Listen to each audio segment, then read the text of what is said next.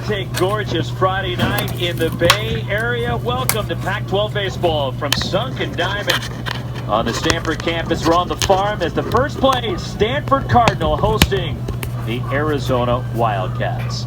Along with Wes Clements and our Pac-12 network crew, Roxy Bernstein with you. Two teams that are hot. Stanford's won 5 straight, 8 out of 9. Arizona's won their last 2, 3 of their last 4 games. You look at the Pac-12 standings. Stanford has a chance this weekend to clinch the Pac-12 championship. And we'll still have one more weekend of conference play before we head to Scottsdale and the Pac-12 tournament. And there's Arizona fighting to stay in the top 9 to get to Scottsdale and clinch their berth in the second annual Pac-12 tournament. But Wes, here this weekend, we have the top 2 offenses in the conference. Well, it's a tremendous matchup. Why? Kiko Romero, a junior college transfer into the University of Arizona. All he has done is come in a Wildcat uniform and lead the Pac-12 in RBIs. He has been tremendous the entire year. But his teammate, Mr. Chase Davis, has been equally as well. He is tied for the league lead in home runs with 16. He is on every scout's radar across the country. He has been tremendous his entire career at the University of Arizona. So the Swingers from Tucson will bring their bats here into Sunken Diamond and take on the Stanford Cardinal. But Alberto Rios for Stanford has been as hot as anybody. What a find he has been for David Esker and the Cardinal this year. Well, you said it. What a find, right? Alberto Rios wasn't slated to be an everyday player this year for the Cardinal. All he's done, let's see, is just tear up pitching in the Pac-12 the entire year. He leads the club in batting average this year. He's tied for the lead in RBIs. And Tommy Troy, wow. When this guy comes to the plate, you cannot go to the concession stands because something good happens a lot of the time, Roxy. He has been absolutely sensational. Another top 10 hitter in the pack. You mentioned the scouts are here to see Chase Davis this weekend. They're also going to be here to see Tommy Troy, potential first-round draft pick that the Stanford Cardinal have. Yeah, absolutely. Offense, killer Friday night, expecting a huge crowd. They'll fill in here at Sunken Diamond for the opening game of this series between Arizona and Stanford. It is fireworks night here on the farm, so the crowd will be full. It's standing room only available for game 1 of this series. You take a look at Quinn Matthews making the Friday night starts for Stanford. Here's the lineup. He'll face the Arizona lineup presented by the Graduate Hotels.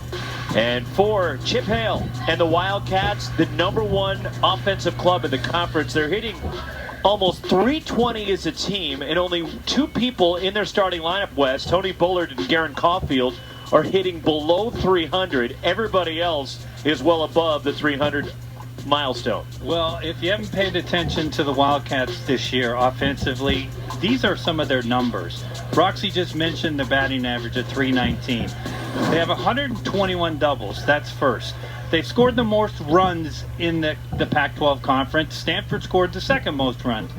RBIs are first, obviously. 25 triples. Second only to USC because of one Austin Over, who leads the country with 13, I believe. They're 214 extra base hits out of 538 total hits. This team has been amazing offensively. Quinn Matthews, the left-hander, will make the start for Stanford tonight. He has been their ace all season long, has had a magnificent season. And the fastball that just misses off the outside at 91. As we get this one going, temperature in the low 70s. Perfect night for baseball as Mac Bingham, the junior from San Diego, 356. And there's a ball off the end of the bat, out to left, routine for Alberto Rios. And that's how our ball game begins. Well, Quinn Matthews, you mentioned, I mean, he has been as good as anybody in the United States of America that plays college baseball in the past month. What has changed? Simple, his command. Early in the year, again, this whole Stanford Cardinals pitching staff has had trouble. If they have one Achilles heel, it's been base on balls. And Quinn was one of those early in the season. Nick McClary goes the other way in the first pitch. And he punches one into right field, and McClary, a one-out base runner for Arizona. Nice job by the Wildcat shortstop to go the other way against Quinn Matthews, and a one-out base runner for Chase Davis. Well, it really is. I mean, we're talking about McClary, who's got all that experience, right, with the regionals and super regionals a couple years ago. And all he does right here is when he gets in the box, he is ready to swing the bat. Some would say, hey, you don't want a 5-pitch inning for Quinn Matthews. Arizona hits because this is why. They're aggressive. Pitch 1. So Chase Davis, 16 homers, 52 batted in, hitting .378. And the shift that Stanford is putting on defensively, which is illegal now at the major league level, but the shifts are still good collegiately. There you see Drew Bowser, the second baseman's out there in shallow right. The shortstop, Owen Cobb, has swung around to the right side. And Tommy Troy is playing shortstop, the Stanford third baseman. Carter Graham at first, holding Nick McClary. As Matthews, the one-strike pitch, and Davis swings in a drive out to right. Braden Montgomery twisting with it, reaches the warning track and makes the catch shy of the fence. And just missing, Chase Davis nearly knocked it out of here. And back to first base goes McClary. There's 2 away. Well, that's the type of power that Chase Davis has. He didn't hit that ball on the button right there at all. He just chased Montgomery all the way back to the wall right there. You know, sometimes you get this matchups and you think you could have a 19-18 game. And how many times you get a 1-0, 2-0? Well, with Quinn Matthews, I expect it to be a low-scoring game because he is one of the top pitchers in the country. 2 outs, McClary at first, Kiko Romero, .364 for the Cats' first baseman. And 14 homers and leads the league with 68 batted in. Well, he's somebody that will be in the discussion for Pac-12 Player of the Year. There's no question about it. 1-0 the count on Romero. Matthews the pitch. And there's a comebacker played by Matthews. Jogs halfway to first. Underhands to Carter Graham. And the Wildcats are gone to the first. 1 hit, 1 left. Stanford coming to bat. Opening game of this series on the farm. Cardinal coming to bat. Scoreless as we head to the home half of the first inning for David Esker and the Stanford Cardinal. As Stanford has won 5 straight, 8 out of 9. Starting lineup brought to you by the Graduate Hotels. And a length and deep lineup for the Stanford Cardinal. You look at all the way 1 through 9. They're all threats, including Owen Cobb out of the 9 spot in the order. But right now, nobody's as hot as Alberto Rios in the country. There really is. And I mean, what did he have? One game this year, Roxy, did Alberto Rios with, what, 11 RBIs? Yeah, against Bakersfield. Against Bakersfield. I mean, there was a time early in the season when you could argue, as we take a look at Cam Walty, just 34 and 2/3 inning. The Arizona Wildcats have had some issues on the mound, and they're kind of mixing and matching. And you see Cam, his numbers, they work. 3.12 in the Pac-12 works for an ERA. Started the year slow because of an injury. And has pitched his way into this #1 spot for Chip Hale and pitching coach David Lawn. Eddie Park leads it off. Center fielder, .335. 4 homers, 39 batted in. For the native of San Jose, swings at the first pitch and a liner to right. Hit right at Emilio Corona. 1 pitch, 1 out. So after Quinn Matthews did give up a hit, but economical top half of the first, Cam Walty gets a fly out on the first pitch of the night by Eddie Park. Well, I would say characteristics that both of these offenses have is when they get in the box, they're not afraid to swing at pitch 1. But that's clear. Right, but you will have some arguments by many who say, well, no, you got to see the pitcher, you got to take. Well, I will tell you this, it's a lot harder hitting 0-1 and 0-2 and 1-2 in the count. The numbers don't lie. Tommy Troy, 4th in the Pac-12 in hitting.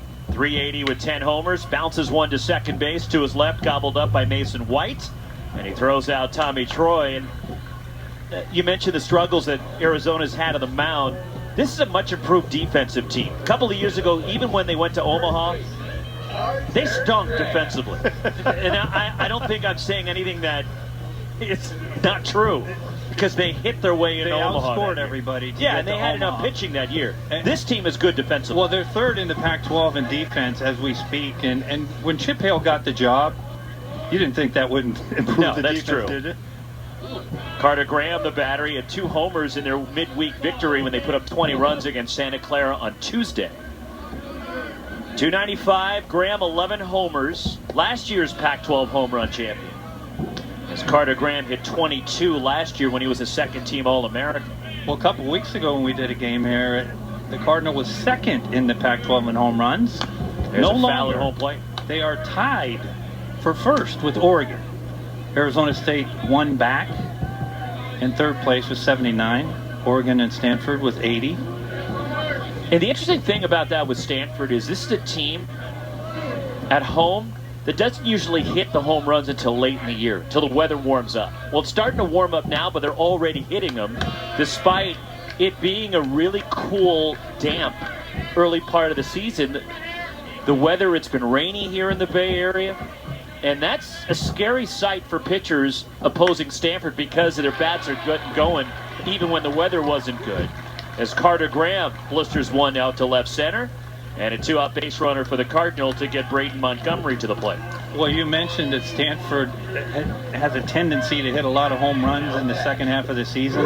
Last year, we're going to get a replay here, and this is just a good job using his hands. Carter Graham base it up the middle, which Carter Graham the last 30 games has hit over 380. But the Cardinal hit 71 home runs in the last 27 games last year. How's that? That any good? That's decent. Carter Graham was right in the middle of that. He's at first base. And Braden Montgomery is thrown out after an economical top of the inning from Quinn Matthews. Cam Walty does the same for Arizona, scoreless to the second on the farm. We talked about the prowess offensively for both teams, and here are the numbers that back it up with Arizona and Stanford, the top 2 teams offensively in the league as far as runs scored, batting average. Stanford tied for first in homers with Oregon. Arizona not far off the pace. But yet, Stanford among the top teams in the country, and a big weekend for the Cardinal where they can wrap up the Pac-12 title this weekend. Well, it's huge. There's no question about it. Emilio Corona takes ball 1 from Quinn Matthews. 5, 6, and 7 for the Wildcats. Tommy Splain, Mason White to follow in the Arizona second. Matthews winds, and there's a swing and a miss at a fastball elevated. 1 ball, 1 strike. And this is a big series for the Cardinal and for Arizona. As you mentioned, they're fighting for that 9th spot to get qualified to get in the Pac tournament. Chase to change up 1 and 2, the count on Corona. But 343 with 7 homers for Emilio Corona. Emilio, a couple weekends ago, how about in one game against Oregon State Beavers, hit 3 home runs. That's right. Another change up. In one game. Big series across the Pac. This weekend, Arizona State goes to Southern California. Washington is up at Oregon. 2-2 from Matthews. Corona takes inside, full count. Scott Letton, by the way, called the balls and strikes.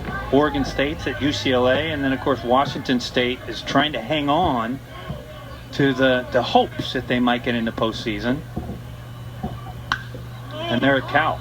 Getting under it, Emilio Corona, high towering fly to center. Waiting for it to come down Eddie Park. Did you mention how beautiful a day it is here? I may have mentioned it twice already. Twice? But you can't say it enough on a night like tonight. It's just beautiful here. It really is. And by the way, I bet you didn't know this, Rox, that I bet you knew it, but you didn't know that I knew it. This is actually Stanford, California. Correct. See, I didn't realize you were aware of that. See, I knew it. Well, that's what I think I prefaced the whole thing and said that. Tommy Splain fouls it off. 3-17 for Splain. Arizona catcher, 1 out top of the second inning. 6'5", 190-pounder. Quinn Matthews misses that inside. 92 for Matthews. Matthews was a 19th round pick by the Rays after last season. Turned it down to come back to Stanford. Going the other way, Splain softly out to right center. That falls in for a hit. Eddie Park over to cut it off. And a 1-out base runner for the Wildcats. Splain is aboard for Mason White. Well, you mentioned a 19th round pick. We're going to take a look at Splain right here. This is a great job of hitting. This is why they're #1 in the conference. They don't try to pull the ball. They hit it where it's pitched, and this ball's on the outside part. Splain just feathers it to right center. But projections are that Quinn Matthews is going to improve his draft round probably by 16 rounds. He's probably sitting in the 3rd round somewhere. He bet on himself, and it's paying off. Good bender that's in there for a strike to Mason White. Arizona second baseman, the freshman, hitting .315 with 4 homers. From Tucson, Arizona. You don't think he's ever grew up there hoping to be a Wildcat? Put a Wildcat uniform on? Pretty good chance of that. 1 strike pitch, missing outside is Matthews, the Aliso Viejo native. Last year, Matthews bounced back and forth. Rotation of the bullpen was so valuable in helping Stanford get to Omaha. And the College World Series, made 9 starts, 27 appearances overall, as White fouls that off. As Matthews last year, 9-2 with 9 saves and a 3.08 ERA. He struck out 111 in fewer than 100 innings pitched last year. That's better than 1 strikeout per inning. Well, the last month, he's had full command of all 4 pitches. Fastball, slider, changeup, curveball. But make no mistake, that changeup is big time. It is, but the characteristics of this Stanford Cardinal pitching staff, they will throw 2-strike off-speed pitches more than most clubs do. Chase 1. Gets the strikeout, his first of the night. All right. 2 outs. Splain at first. Here comes Tony Bullard, the Cats' third baseman. Nice little slider on a 2-2 count. It's not a great slider, but it's well located. And you will have a lot of success if you can locate. And you look where that pitch is. It's not a lot of break. It's just a pitch that starts at the middle of the plate. And it looks good as a hitter. 287, 8 homers for the slugger Bullard, who's hitting in the 8th spot in the order. Bullard takes strike 1. He had a great run in the postseason a couple of years ago, helping Arizona get to the College World Series. Would you ever have projected 2 years ago that he'd be hitting in the 8 hole? Or still in Arizona? Yeah. No. And I thought he'd been drafted and on his way to the big leagues potentially.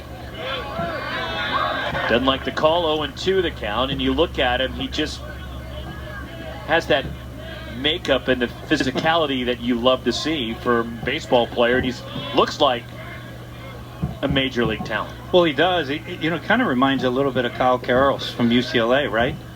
Same height, same body structure, same power.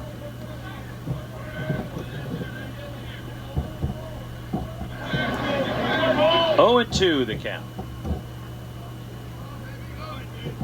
Pitch. Bullard swings and fists that one out in the left center. That parachutes in for a hit. Around second, Tommy Splain to third in Arizona. Runners in the corners with 2 down for Garen Caulfield. Well, you mentioned it, Roxy. You said he fisted that over into left center. That's the strength we're talking about. A lot of other hitters, same pitch, might be a pop-up in the infield. But Bull, as they affectionately call him, fights this thing off, and because of his strength, he's able to feather it into left center. Runners at the corners. Caulfield 239, 4 homers for the Cats DH and batting 9th. 3 hits now against Matthews for the Wildcats. The pitch. And that one fooled him. Change-up, strike 1. Good change-up on the outside part. He has such a good change-up action and motion. And what's a good change-up? Fastball arm action with a change-up speed. That's all it is. It's something the hitter thinks is a fastball, but it's not. 1 ball, 1 strike on Caulfield. Matthews, who was struck out double digits in each of his last 6 starts. including 13 at career best against Cal back on April 6th. Runners lead from the corners, the 1-1, and Caulfield goes the other way and punches it into right. And the Wildcats get the 2-out RBI single. Stopping at second is Bullard. And Garrett Caulfield goes the other way, and it's 1-0 Arizona. Come on, Toby! Come on, Toby! It's a fastball, and Quinn Matthews tried to double up with a fastball inside. And Caulfield, we've used this word a lot today, fought it off, and that's exactly what he does. Watch. There's a fastball in. You see Moore setting up in. And Caulfield, watch him. He's just going to fight it off, inside out this thing to right field for an RBI single. Top of the order, Mac Bingham, the batter. Wouldn't you breathe in this Arizona lineup if you're David Esker and Thomas Eager, the pitching coach? When the game's over? It's just up and down this lineup, they can do damage. It's not an accident they're hitting .319. It's not, but look at the damage they're doing with 2 outs, right? You get Bullard gets a 2-out hit to extend the inning, and then Caulfield comes right up, gets the hit, puts the Cats on the board. Pulled that one, that hook's foul into the Arizona bullpen. 0-2 the count on Mac Bingham, who flew out to left in the first. 2 on, 2 out for the Wildcats. 2-out RBI single from the 9-hitter Garrett Caulfield, giving the Cats a 1-0 lead. We've talked about this in many broadcasts. When you get an opportunity on the road to get one of the best in the country in Quinn Matthews, you get opportunities and base runners, you got to take advantage of it early.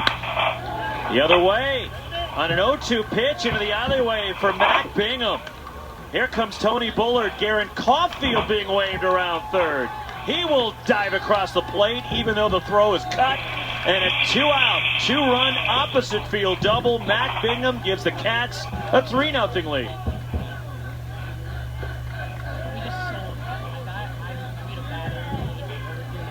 The clutch 2-out hitting from Arizona. Well, they get a trip out to the mound from Thomas Eager, but this is just great base running by Caulfield at first base.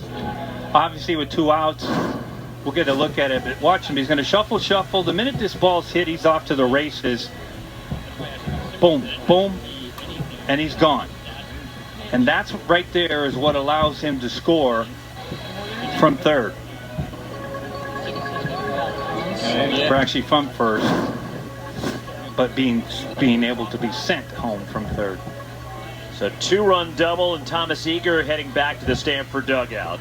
And all 3 runs coming with 2 outs here for U of A. Bingham at second, Nick McClary, who singled in the first, coming up. As the Wildcats are getting to Quinn Matthews here, keep in mind, now Stanford won the Pac-12 title last year and the Pac-12 tournament championship. Arizona swept Stanford in a 3-game series in Tucson last year at High Corbett Field. Bingham at second. That's ball 1.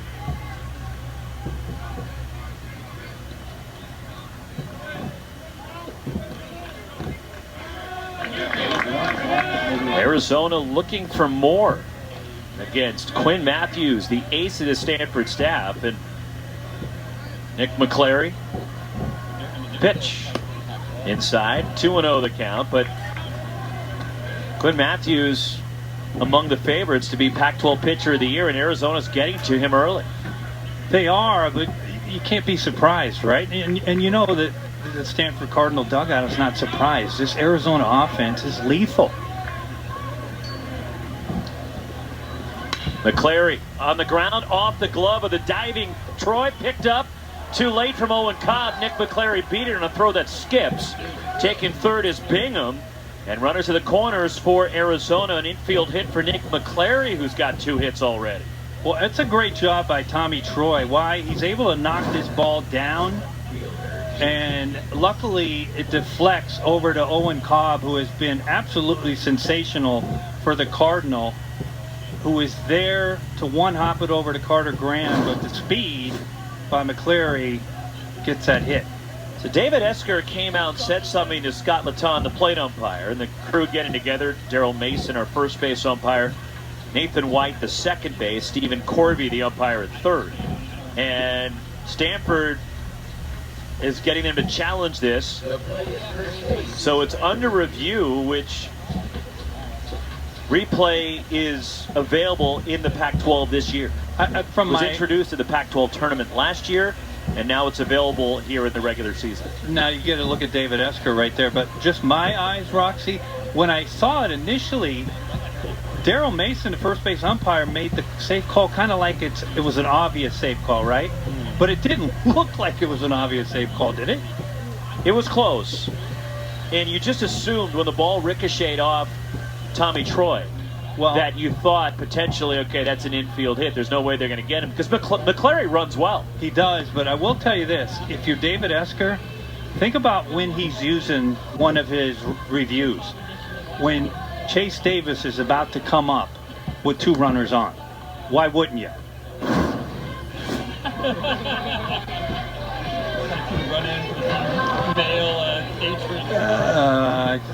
What do you got? That's close, and I don't think there's anything there that's obvious to overturn it. Do you? I think he's safe. You know what's interesting about umpires? You know, we scream at them from the dugouts. Fans scream at them. I never scream at umpires. That's not true. Okay. Well, but we do when we're on the field. Okay, and they're right more times than they're not. And well, I would hope so. Well, they're really good at what they do. Yes, they are. They take a lot of heat, but they're really good at what they do. And this review has taken a long time, so that's over on third base. And keep in mind, they have that shade over it. They're trying to see the monitor with the sun behind him. Okay, we have a resolution. Here we go. Scott Lattin. Scott Lattin, the plate umpire. And we'll keep our eyes on him. And safe. So the call stands.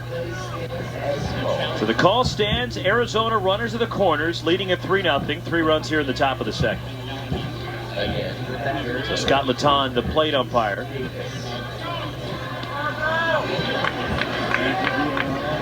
Runners of the corners for Chase Davis, who flew out to deep right his first time up. You want to talk about a danger spot for the Cardinal? It's right now. As we know, we talked about, one swing, it can be 6-0 Arizona from Chase Davis. Quinn Matthews hangs one of these off-speed pitches. Leads the Cats in homers and spikes the fastball, ball 1. If you watched Malcolm Moore, the freshman catcher, you can get a look at him right there on the right. He started the year tremendous with the bat. He's gotten a little tired, as freshmen will do, as he's caught over 40 games this year. Got under it, popped it up foul. This will get out of play. But with that said, speaking of Malcolm Moore, occasionally he can get a little bit lackadaisical, would be a safe word to say, for Malcolm Moore behind the dish on off-speed pitches. And with the runner at third, you can ill afford to be lackadaisical and not without anticipating the ball in the dirt to try to make sure you get your body out there and block. A lot of times he'll try to one-hand stuff, and that's the wrong thing to do with a runner in scoring position down at third. Ball and a strike on Chase Davis. Matthews needs to keep it a 3-0 game. That one squirts through Moore, not far enough for Bingham to advance from third, but taking his second is McClary. That's a free 90 feet. That's a big 90 feet because now there's 2 in scoring position for Davis. Well, there is, and it's not like the Cardinal can go, even though it's left on left, it's still Chase Davis with Quinn Matthews on the mound, but it's not like with first base open they can go, hey, let's just not mess with Davis and oh, that's right, Romero's on deck. 2-1. Outside for Matthews. And after an efficient, economical first inning, he's having to work here in the second. Well, this pitch right here, when you look at this, as you see, he's got 30 pitches already. You see timeout called. I think he's trying to get him to slow down a little bit.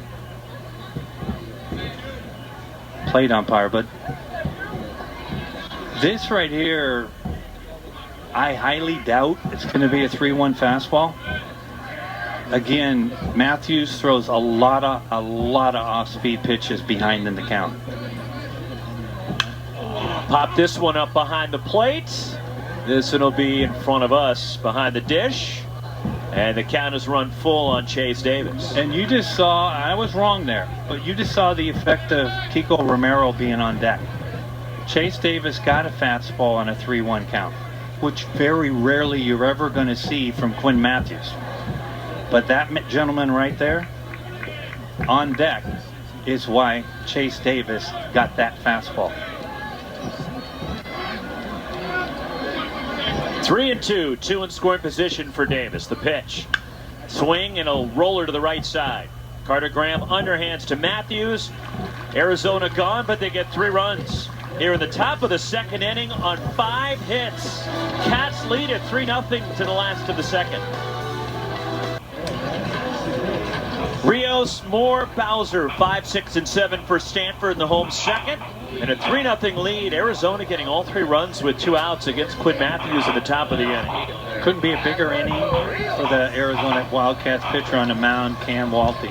When you score, your team scores 3 runs against one of the best in the country, and Quinn Matthews, your job is to get the first hitter out and then the next couple hitters out and get a shutdown inning, put a 0 up. So important. 386 for Rios. 13 homers for Alberto Rios, who has been an absolute tear. He has multi-hits in 5 of the last 6 games.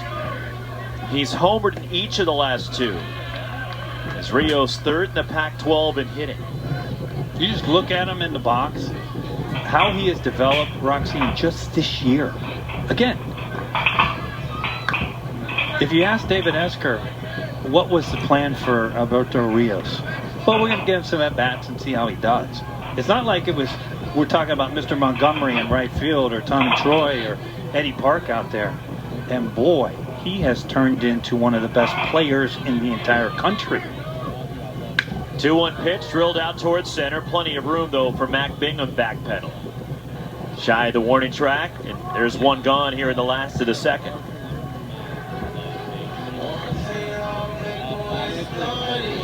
One away, Malcolm Moore.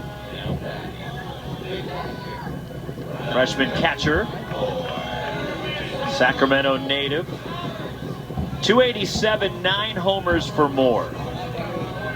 Malcolm was well over 350 for all the way, I would say, through mid-March, late March. What do they call it, Roxy? You hit a wall as a freshman sometimes? It happens to the best of them. When they called strike to Malcolm Moore. But he is a tremendous find for the Cardinal, is Malcolm Moore. As a junior in high school.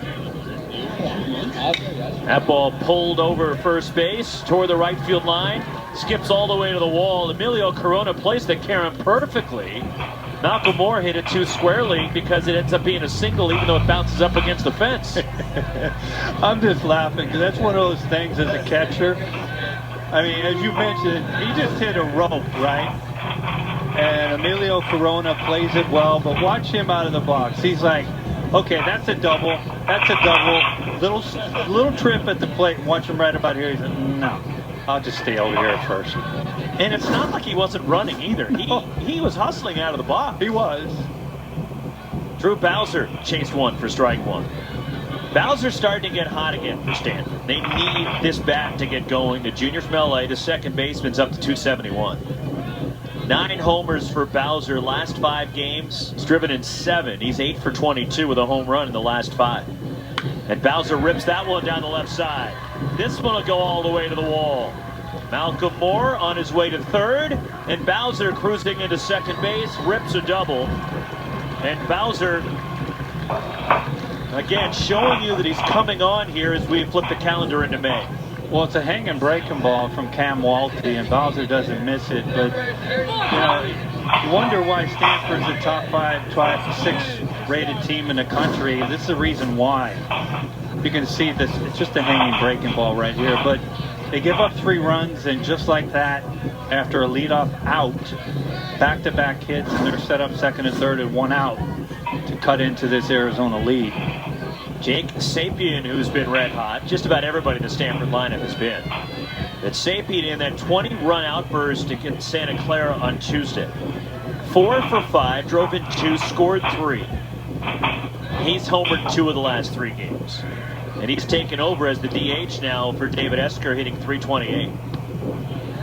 Well, if you're Arizona right now and Chip Hale, you're going to concede the run at third, but that's all the damage you want to give up in this inning. Moore at third, Bowser at second. 1-1 to Sapien outside. 2-1 on Jake Sapien, sophomore from Atwater, California.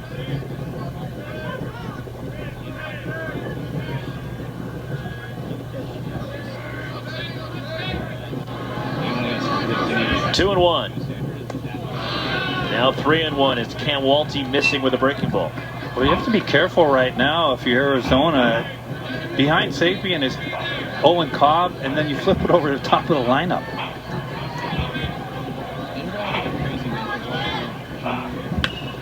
Sapien lifts this one, slicing down the right side toward foul ground, and long running effort by Emilio Corona just couldn't get there, and the count full now on Sapien. And Wes, just like you were talking with the Arizona lineup, where do you get a breath in the Stanford lineup? Well, you really don't, because ordinarily you would think, okay, there's some, I would call them from a managerial standpoint, some free spaces in an opponent's lineup, right?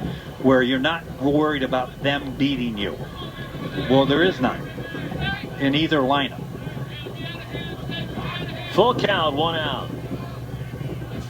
Jake Sapien facing Cam Walty, and the pitch is fought off by Sapien. Will do it again. Well, you see what Arizona has done right there? And a hitter will tell you how good your pitcher's fastball is in any individual at bat.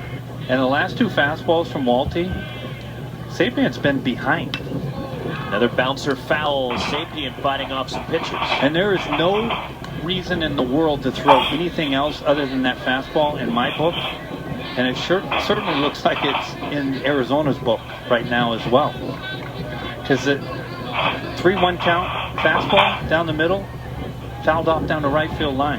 Next 2 pitches, fastballs, barely fouled off. Again, the 3-2, and Sapien swung at ball 4. Fouls it back out of play, and just in protection mode, but they're all fastballs now, and he's not getting to them. Is Sapien. Cam Walty sitting in the low 90s with the fastball.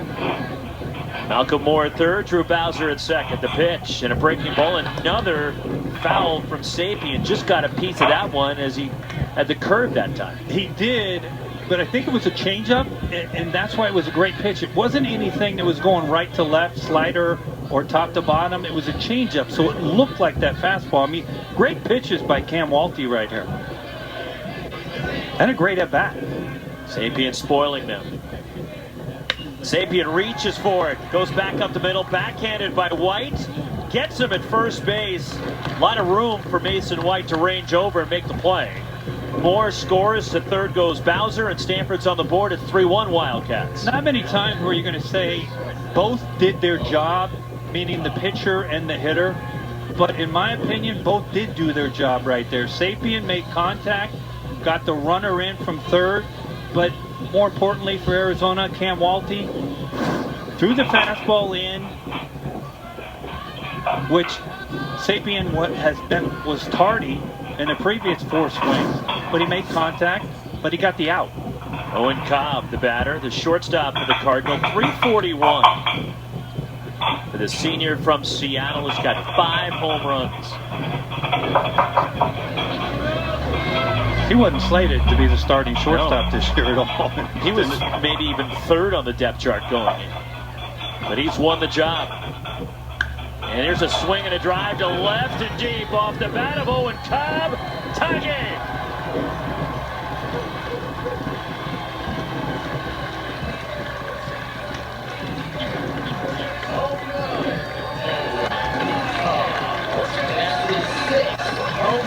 Number 6 for Owen Cobb, and Stanford has come right back.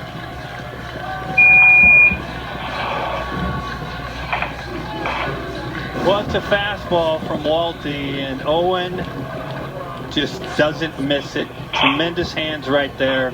And Chase Davis in left, he really doesn't move from his toe hold in left. I mean, that's what Chase thought of that ball. It was up in the trees. So Owen Cobb gives Stanford their 81st home run of the season. Now they are officially leading the pack in home runs. Plus, because Oregon hasn't started. Well, what did I say? You're correct. With your statement, it is a fact.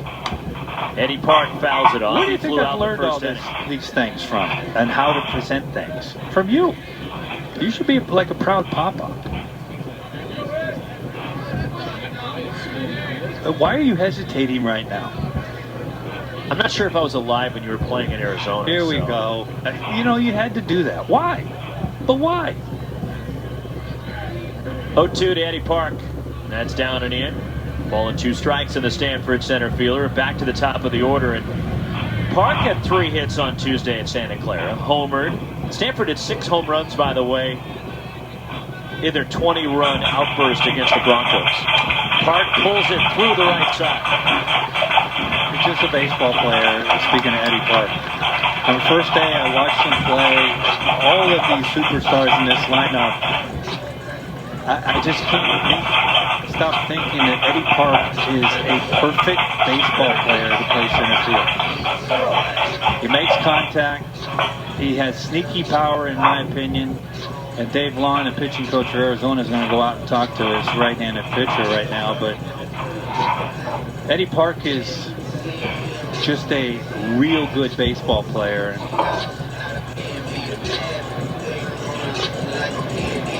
Dave Long, a lot of experience in the pack, right? It used to be a long time at Cal. At Cal, USC. Your favorite school, and USC before that. Arizona. And then Zona with Jay Johnson. I will tell you, Dave Long, to his credit, really helped keep that Arizona program together, the cohesiveness of some of those players when Jay Johnson left. And Arizona had yet to hire a new head coach. And that was at a time where everybody's getting ready to scatter. But he did a tremendous job of staying in touch and saying, hey, just hold on, take a deep breath. Something good's going to happen. And something good happen for the Arizona when they hired Chip Hale. Move to first. Park gets back. Tommy Troy grounded out his first time. 3-3, bottom 2. Opening game of this 3-game set between first place Cardinal and the Arizona Wildcats. Cam Walty, the pitch.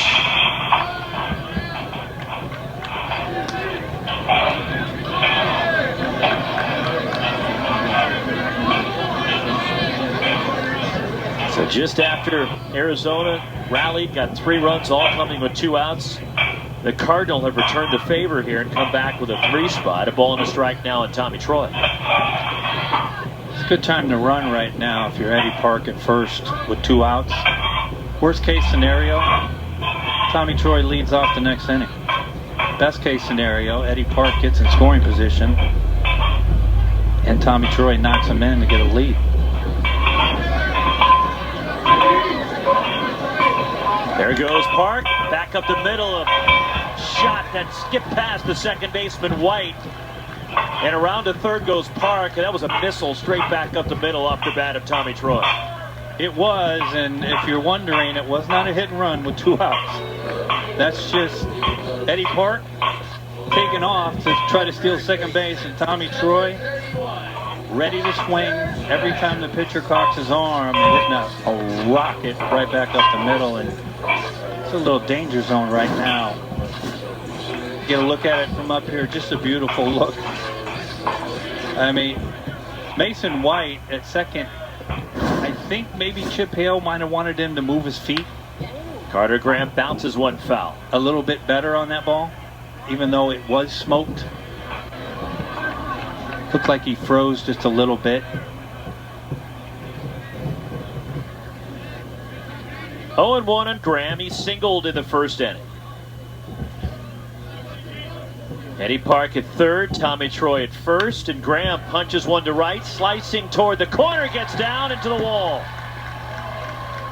Eddie Park is in the hole, Tommy Troy at third. Carter Graham goes the other way with a double. It skips up against the fence, and Stanford takes the lead. Well, Arizona in the top half, a lot of two-out magic. Stanford said, well, you know, we can do that a little bit better than you guys can right now. We can swing the sticks too. Jeez, is this fun? Is this fun or what? Let's not check with Quinn Matthews or Cam Walty. Well, yeah, but if you're watching baseball and you like to watch some good hitting, it's on display here. Braden Montgomery, the batter, second and third, as Walty misses with ball one. And the characteristics of a good hitting club are what, Roxy? They hit the ball everywhere, right? They just don't try to pull it. How many balls have we seen hit the other way by right-handers tonight? Or today, I should say. Amazing. And Montgomery, the ninth batter, this bottom of the second. Just missed from Walty. It's 2-0. And Montgomery is somebody who started the year in February and March on fire. The last 30 days, he's only hit 270. Pulls that one, and it beats the shift into right. Tommy Troy is in. Here comes Carter Graham, a two-run single. Braden Montgomery puts Stanford up 6-3. Well, I will say this, as I mentioned, Braden Montgomery has hit 270 the last 30 games for Stanford. That said, if he gets hot, watch out. Because if he gets back to where he was in February and March, you could argue this is the best hitting lineup in the country, even though there's Arizona on the other side.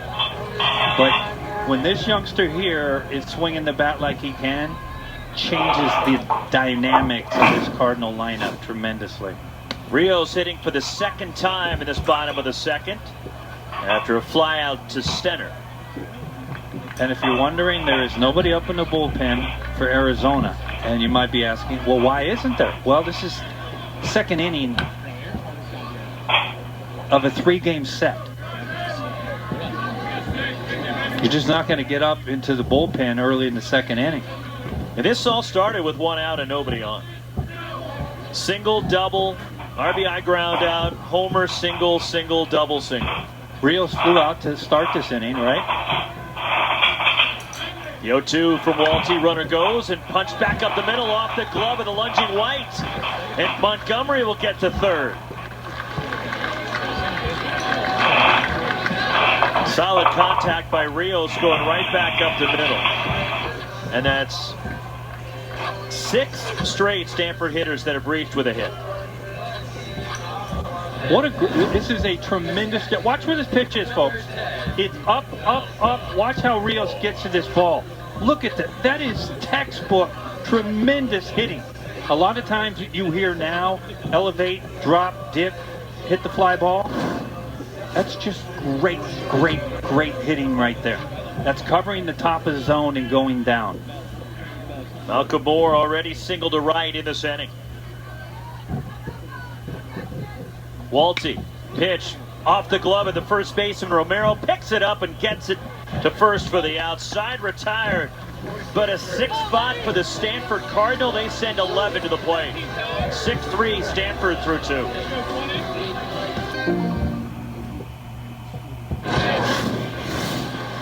So the Stanford Cardinal, after Arizona got 3 in the top of the second, Owen Cobb, our Graduate Hotel's great moment, erupts and helps Stanford do a 6-run inning. Well, he's hitting in the 9-hole, right? You're not going to lose. Those guys don't leave the yard, do they? He does. He did. Hit it up in the trees.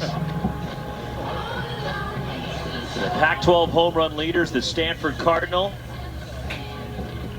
sending 11 to the plate here in the bottom of the second. Kiko Romero, Emilio Corona, Tommy Splain, the middle third of the Arizona order against Quinn Matthews. The lefty's fastball is skied toward the left field corner. Roaming over is Rios near the line, makes the catch, still in fair territory for out number 1. Matthews could use a quick inning, considering he expended a lot of energy through a number of pitches in the top of the second. Over 30 pitches. You are correct, Roxy. And we talked about the shutdown inning last inning for Cam Walty, which he did not get, obviously. And Quinn Matthews is trying for a shutdown inning here. Emilio Corona fly out in the second, and he looks at a strike for Matthews. Now, characteristic of the great pitchers, which is what Quinn Matthews is, hey, you guys, I gave up 3. You guys came right back. As you can see, a fastball for strike 2. You scored 6. That's it. No more. And he'll only get so many opportunities against the pitcher a caliber of Matthews. Absolutely. And Arizona capitalized. They got 3 in the second. And how many with 2 outs? I mean, all 3 of them. Tremendous job by Arizona in that second inning. 0-2 for Matthews, 2 Corona. Chased 1. And on the changeup gets the strikeout. His second, there's 2 away. Yeah, that changeup was a good 1.5 outside, but we talked about what's a good changeup. Fastball, fastball, fastball, but changeup speed, and you'll see it here. There's no difference between Quinn Matthews' fastball motion and his changeup motion. Tommy Splain singled and scored in the second inning, the Arizona catcher.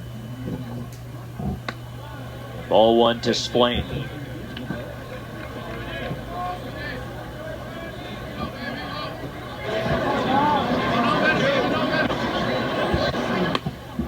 Darting the outside corner. 1 ball, 1 strike to count on Splain, the sophomore from Los Gatos, the local kid. Right down the road by about 20 minutes to a half hour. I was going to ask you, Roxy. I've driven up here, 3 times now? Okay. I mean, how many cities? I mean, is it just like every mile there's a new city up here? No. In Northern California? That's what it seems like. Fouled away by Splain. Yeah, Southern California, you know, and you realize... When did you figure out Stanford was its own city? A while back. Really? Yeah. Okay. Well, because I made... this would not surprise you. And by the way, this is a cardinal sin to do a story. I know. And we're not going to do keep it. Going. We'll get to it. No, you can keep going. No, the fans, they can hear it next inning. And we'll forget. Maybe I might forget, but you won't. 2-2 to Splain. Strike 3 called. Over the inside edge, 1-2-3 go the Cats in the third against Matthews. 3 strikeouts for the Stanford lefty. Bottom of the order for the Cardinal in the home third. On to the home half of the third. Bottom of the order for the Cardinal as Stanford a 6-3 lead. All 6 runs for Stanford the bottom of the second. The Cats got all 3 to the top of inning number 2. Drew Bowser, Jake Sapien, Owen Cobb against Cam Walty, who's waiting for his catcher, Splain, to get back out there. He's almost finished with his warm-up tosses, but he wants to save a couple for his regular backstop for tonight. Well, Splain made the last out of the inning. Yeah. And Splain mixes up the catching duties. It's not just him, but Cameron LaLiberte, we also see him quite a bit behind the plate. But Splain getting the duties here in game 1 of this series. Drew Bowser blistered a double into the left field corner his first time up. Stanford already with 9 hits in this game.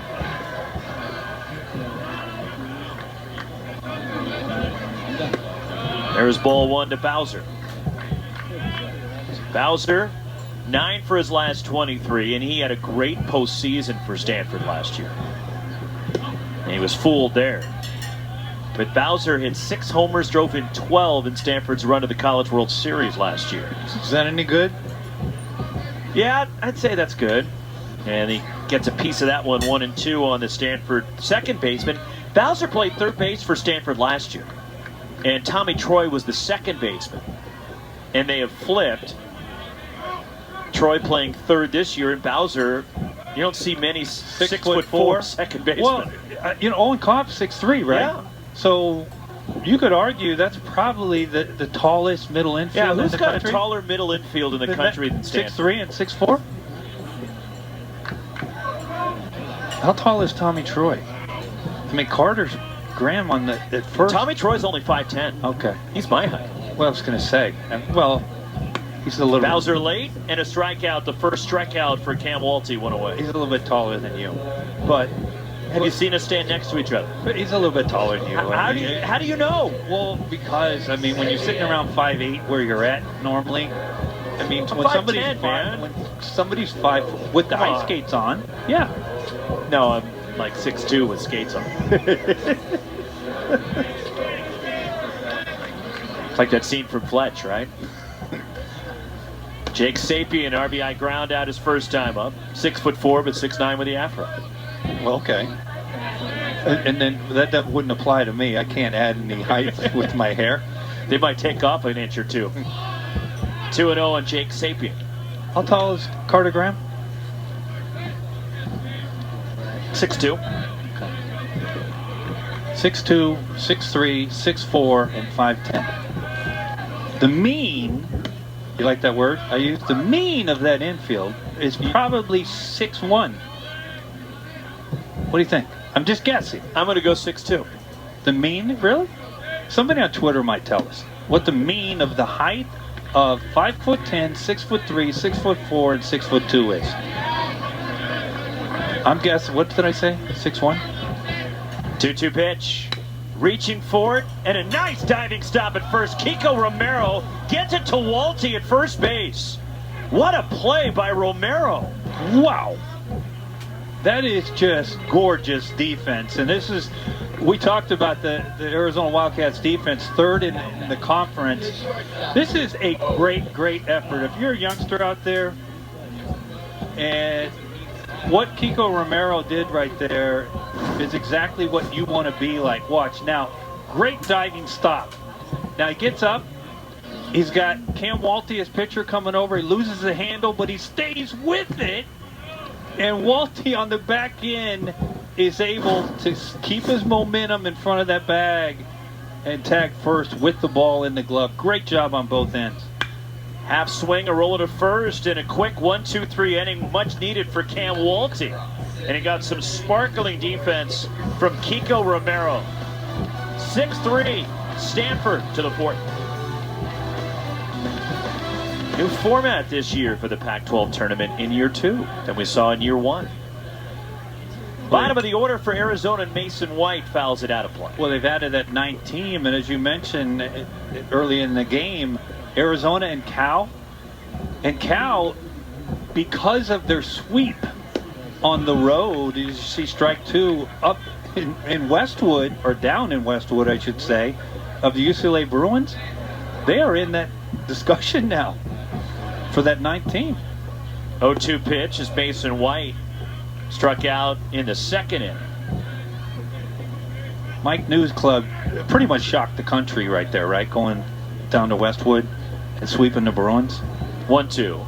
And chased a pitch in the dirt. That's 3 straight strikeouts for Quinn Matthews, who's got 4 on the night. And there's 1 away in the Arizona 4th for Tony Bullard. And look, if you were going to play UCLA, last week was the time. It was. Because... or MASH unit right now. John Savage's team is, I don't want to say they're leaking oil, but they're really, as you talked about, a MASH unit, they're beat up. They are beat up. I think they had 22 players suit up.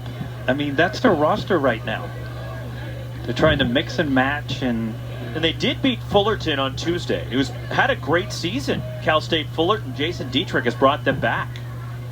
Tony Bullard singled and scored in the second, and he takes ball 1.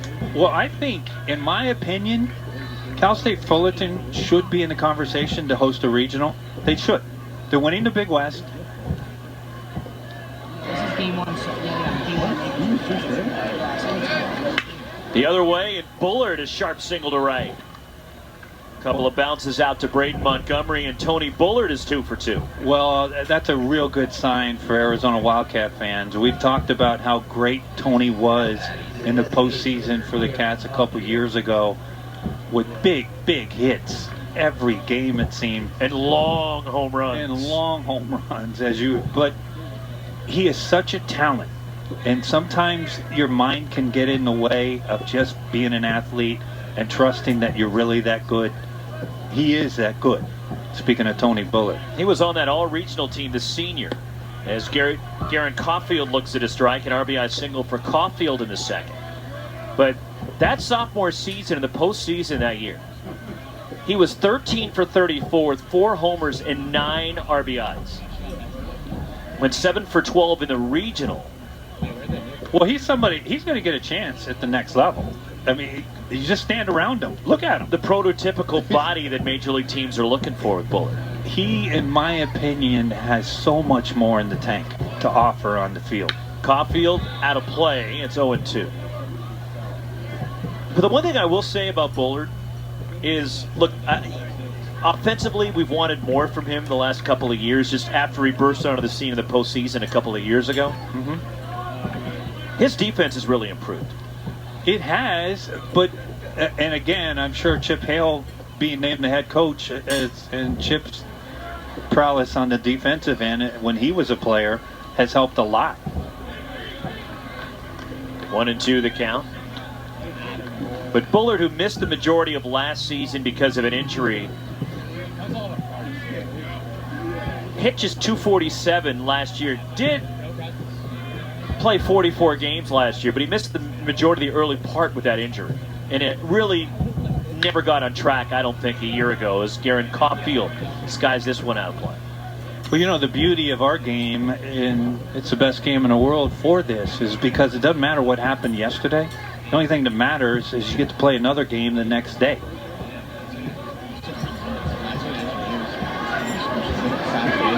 One and two the count on Garen Caulfield, the top of the order. Mac Bingham on deck for Arizona.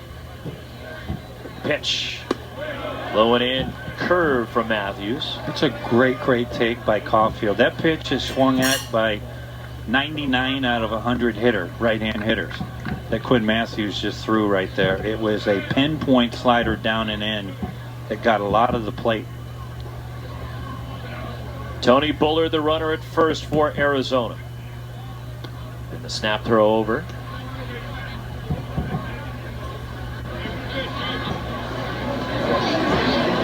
Last year, Matthews appeared twice against Arizona, picked up a save in the Pac-12 tournament against the Wildcats. Strike three, the breaking ball catches him looking. 4 consecutive outs via strikeout for Matthews, who's got 5 now tonight. What we talk about, we talked about the greats, right? The great pitchers at any level in baseball. If you give them that second opportunity, this is a curveball, and it just basically kind of locks up Caulfield on the outside part. But you give him a second opportunity, they take advantage of it. The good ones do. 2-run double for Mac Bingham in the second. He's 1 for 2. And he takes ball 1. Now, Arizona did sweep the regular season series from Stanford in Tucson last year, but Stanford won both matchups at the Pac-12 tournament between these two teams last year, and it was Stanford that eliminated Arizona. And Bingham, comebacker, played on the front slope of the mound by Matthews, gets the out at first, side retired, 1 hit, 1 left. To the home 4, top of the order for the Cardinal, who lead Arizona 6-3. Top of the order for the Cardinal as we head to the home 4th. Park Troy Graham against Cam Walty, 6-3 Stanford. Stanford sent 11 to the plate at the bottom of the second. And a 6-3 lead. Eddie Park, a single and a run in that second inning, is 1 for 2. I wonder how many times the Cardinal has turned the lineup over in 1 inning this year. I'm going to venture a guess it's not the first time they did it. Well, they had to do it against Santa Clara. They scored 20. Yeah. Well, they had an 8-run inning against the Broncos. 0-1 on Park. Walty just misses with that one. 1 ball, 1 strike. They had a crazy game with Reggie Christensen, Sacramento State club. What was it, 14-12 or something? 15-13? Park the other way. Chase Davis fighting the sun out there in left. And there's 1 gone as Walty's retired 5 in a row. You mentioned Chase Davis in left fighting the sun. He did a great job. I mean, you can't really see it unless you're looking for it. but he tried to get on the right side of that baseball to see it better, and he did. Tommy Troy singled and scored in the second. He's 1 for 2, and he takes ball 1. Stanford, 21-13 game the opening weekend against Cal State Fullerton. They won in 10. Well, didn't they have a crazy one with Cal? Your club? Yeah. They put up 23 runs against Oklahoma in a game in Norman. How about last weekend against ASU? They had double 16 digits. in another against the Sooners. 24 in a game against Bakersfield. Skied behind the plate by Tommy Troy. This one will reach the seats. Let me ask you this. You're David Esker, right? Okay. Are you over there? Are you thinking you're in a good spot right now? You got a 3-run lead playing Arizona. With the bats on the other side, I'm never comfortable. Right? You just can't. No. What Arizona's capable of. 3-1 on Tommy Troy. I mean, even with Quinn Matthews on the mound. Right.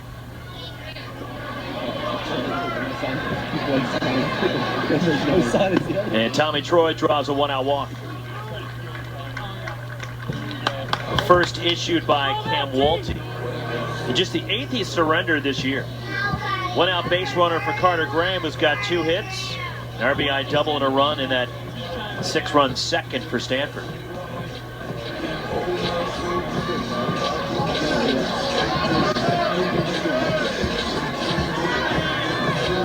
Carter Graham will dig in. It's Walty, a quick throw to first. And lunging back is Tommy Troy. By the way, Tommy Troy and the catcher for Arizona, Tommy Splain, high school teammates. And Troy runs on his high school teammate. And hello? Was he saved? Out? Did we get a call? Second base umpire, Nathan White, he just threw his hands up. Oh, he did. He just looked like he pointed, right? What's a jump? Jump. Great jump. This is a shuffle, leave, early jump, but watch. Tommy Troy's at second after the stolen base. Did you know if he was he called safe or not? The only thing I can think of is that the second base umpire, Nathan White, thought there might have been interference with Troy trying to get to second base, that Mason White may have been in the baseline and didn't give him a clear path in. Well, he has an opportunity to field the ball. Yeah. So even if the ball takes him up the line, he still has, speaking of Mason White, he still can go where the ball's going. 1-2 on Carter Graham. Cam Walty, the pitch. That's low and outside. 2 balls, 2 strikes, the count on Graham. So walk and a steal, and Tommy Troy runs on his high school teammate. Think he'll shoot him a text after the game? Gotcha. But then again, I mean, in defense of Splain, Tommy Troy had a really good jump on the pitcher Walty. Well, he left early, quite frankly. It was a shuffle, and he took off. I mean, he's a heady baseball player. Tommy Troy most likely will be the highest picked on both of these rosters in the upcoming draft. There's a bouncer near second, backhanded by Mason White. Throws out Carter Graham as Troy scoots along to third. Yeah, Tommy Troy, and why do I say that? Because we have Chase Davis, Mr. Romero, Quinn Matthews on the line. Keep in mind, Braden Montgomery is not eligible to be drafted. Correct. And Braden Montgomery is not eligible, as you mentioned. But with that said, Tommy Troy does some stuff that clubs love. He's versatile. He can play third, he can play short, he can play second if he needs. And he mashes when he's in the box, right? So that projects for a major league club very, very high up the board, because these guys are few and far between across the country. And he can run. 2-run single for Braden Montgomery in the second. He's 1 for 2 tonight. Tommy Troy at third, 2 outs. Walty the pitch. And the Nevada transfer, Walty, missing down and in. He yanked that slider, and it's 1-1. It's Walty, 6 feet, 210 pounds. from the Sacramento area in Elk Grove. Sure, he has some family in the stands. Fouled off by Montgomery. Speaking of the stands, it's fireworks night, and it is beautiful in the stands. As you mentioned at the start of the broadcast, Roxy, sold out, standing room only, and we're almost there right now. Beautiful here. Way inside to Montgomery. Temperature, what is it going to be, 80 tomorrow and Sunday? Yeah, they're talking about it being in the 80s. After it really has been a cool spring to this point here at the Bay Area. And wet, the 2-2. Montgomery lays off, full count. Walty, who pitched 2 years in Nevada. Made 23 starts over 2 years of the Wolfpack. A couple of years ago as a freshman, first team All-Mountain West. 3-2. Montgomery rips it to right. Going back is Corona. Looks up. Gone. Home run, Braden Montgomery. Second for Stanford tonight. It's 8-3 Cardinal. Home run, Braden Montgomery. That's his 12th home run of the season. Second straight game with a homer for Braden Montgomery. Well, we talked about Braden Montgomery, how he has not hit the way he hit early in February and March. Tonight, he has. If he gets back to that, watch out the entire country. Because Braden Montgomery in February and March was as good as any hitter that you could see in the country. That's a stolen base on Tommy Troy right there, but that's a fastball down the middle, and you can't help but think Braden Montgomery doesn't get that fastball if Alberto Rios is not hitting behind him, the leading hitter in the conference. Rios 1 for 2. Takes ball 1.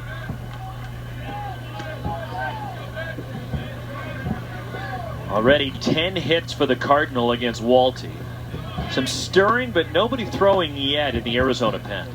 Well, now you kind of get into what would be baseball terminology of somebody's got to take it for the team right now. The middle innings. Well, right now somebody's got to gobble up some innings in game one and just the bottom of the fourth. And there's a sharp single left center for Rios. And Rios thinking about 2. He'll run on Chase Davis, and he slides into second base and a double. He never stopped. Stretches that single into a double.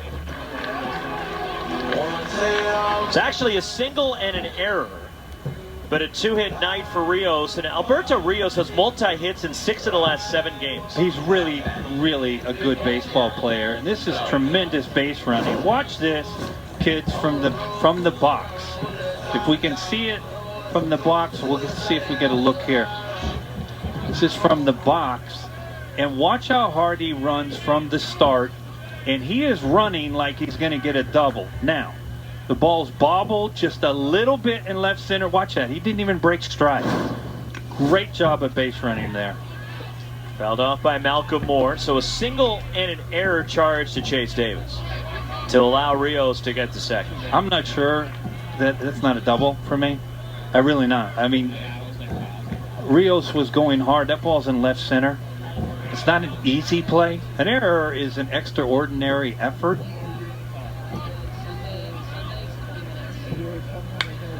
Fouled off by Malcolm Moore. If you're across the country and you're one of the top 8 seeds or you're a top 25 team and you're watching the Stanford lineup right now, what are you thinking? Or if you're right or hovering around the 25, yeah. I don't want to be a 2 seed and go to Sunken Diamond and deal with that lineup. 0-2 on Malcolm Moore.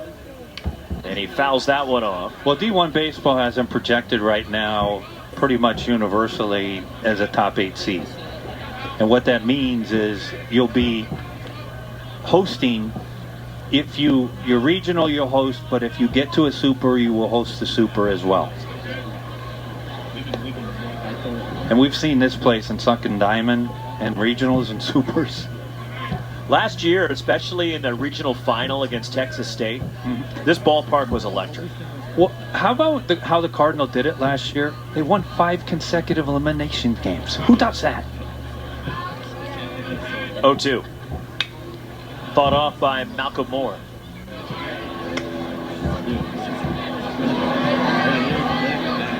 They had to come back and beat Texas State twice after they lost to Texas State on the second day here last year. Had to eliminate UC Santa Barbara, beat Texas State, then beat the Bobcats again in a comeback fashion on that Game 7 Monday night, which was just, the atmosphere here that night was incredible.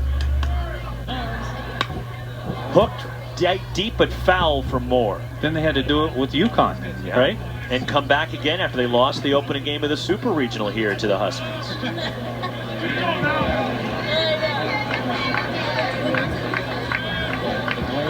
Alberto Rios at second base. 2 homers for Stanford tonight and an 8-3 lead. Malcolm Moore in the air to right, backing up. Corona reaches the rim of the warning track, makes the catch, side retired, but Stanford gets 2 more. In the 4th, we're through 4.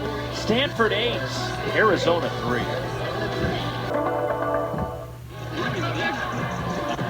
(8-3) Stanford, the 6th-ranked Cardinal, leading Arizona.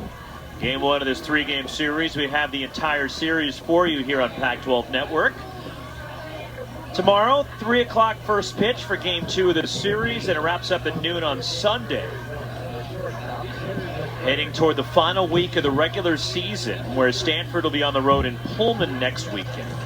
Arizona will be back in Tucson at High Corbett Field in a huge 3-game series for the Wildcats, With USC. entertaining the Trojans. But first, a Monday game at UC Irvine. Nick McClary takes a strike. He has 2 hits tonight. Ben Orloff's UC Irvine club is going to be on the bubble, maybe in as far as an at-large bid. They've been very, very successful against the Pac this year. Uncanny. McClary out in front. They swept Arizona State early in the year on the road. I couldn't get out there.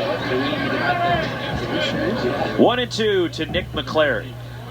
2 balls, 2 strikes in the dirt. Quinn Matthews. But you could argue, couldn't you, Rox, that the majority of the country just doesn't understand how good West Coast teams are, the midweek games, the teams you have to play.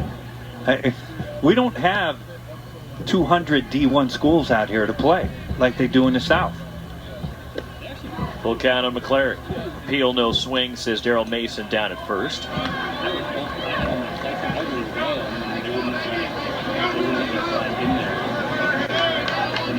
I mean, look at San Jose State goes to Texas, and they beat Texas. And McClary, a leadoff walk to start the 5th, a start for the Wildcats here. Well, Quinn didn't like that call by home plate umpire Scott Letton.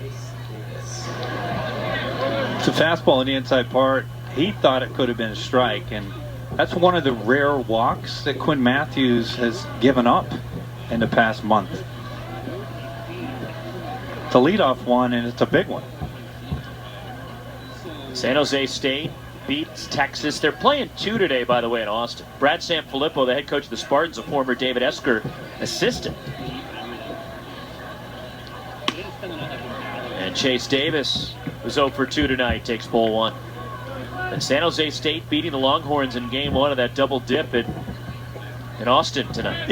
And it's happened, right? Loyola Marymount went to Vandy and beat them, right? It's like a wake-up call for everybody that's east of, what, Arizona? In the air, left center, hustling over is Park. And Eddie Park will get there, making the catch, and back to first goes Nick McClary. But you could argue most everybody that's a college baseball fan east of Arizona, they think, hey, it's not too tough out in the West, right? And then how about all these losses, midweek losses that the UCLA's have, that Stanford might have, against Sacramento State? Well, go play him. Reggie Christensen's got a good team. Go play him. He's got 30, consecutive year. I mean, how many years straight of 30 wins? Romero, the batter, and he takes down low. Kiko Romero for 2 tonight. Loyola Marymount, the Pepperdines, Long Beach State, the Cal State Fullerton, UC Santa Barbara, Andrew Checkett's club. Did he go on appeal? Yes, he did. Said Stephen Corvey down to third. I mean, look, even Air Force last week battled Arizona. The Wildcats had to come back and get the walk-off victory last Sunday to win that series. They were losing that game 7-0 in the 5th inning. Were the Cats.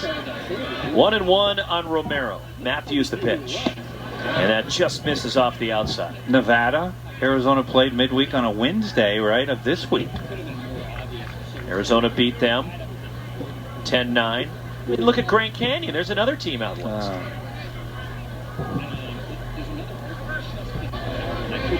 2-1 on Romero.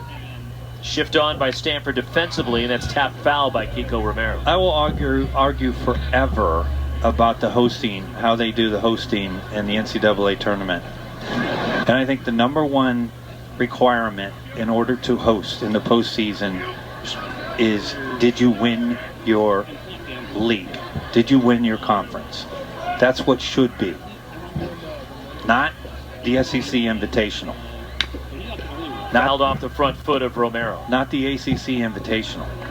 I don't think a second or third place team in the SEC or the ACC should be remotely thinking about hosting. But I do think the Grand Canyons, a couple years ago, Andy Stankovic's club, who won the WAC, great stadium and yard, should have hosted, but they were sent on the road to go to Arizona.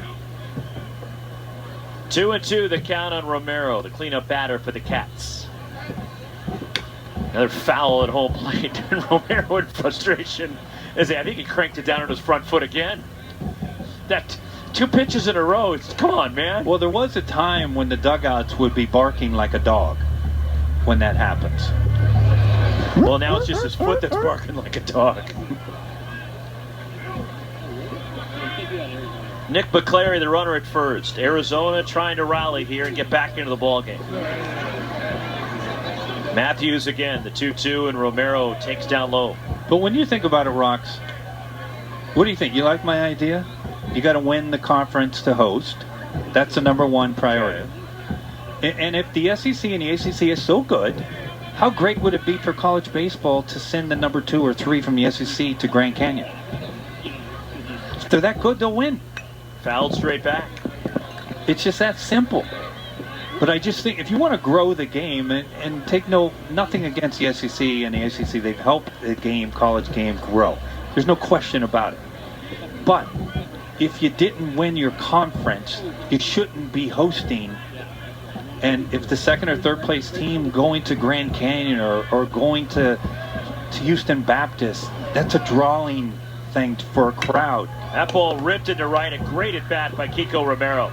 All the way to the fence, chugging around is McClary. They're going to hold him at third, and hustling into second base, Kiko Romero with a double.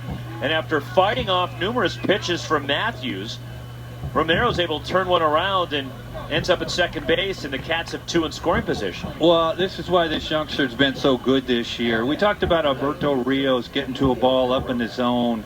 This is a fastball up in the zone, left on left to Romero. And watch where this pitch is, and watch how Romero gets to it. Up. Look at this thing. This is just beautiful, beautiful hitting. And I'll tell you, if you're out there, you're a youngster, and you got a hitting coach telling you to swing up, get a new hitting coach. That's all I can tell you. Sorry. Fouled off by Emilio Corona, who's 0 for 2 tonight. I just had to say You mean that. you're not into launch angle? Here we go.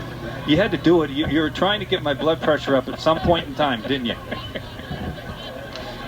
Angles do nothing to hit something that's moving at you. You got to... 0-2, the changeup fools Corona. Real good changeup right there. And I wouldn't be surprised to see the same pitch. You know, there's that old saying that when you're in a dugout, right? If a hitter looks like this on a pitch, certain pitch, why would you throw anything else? Just throw it again. Nick McClary at third, Kiko Romero at second. 0-2 to Emilio Corona, missing outside. Now, Emilio hit 3 home runs 2 weekends ago up in one game against Oregon State. 2 of them put up the Cats temporarily gave them the lead.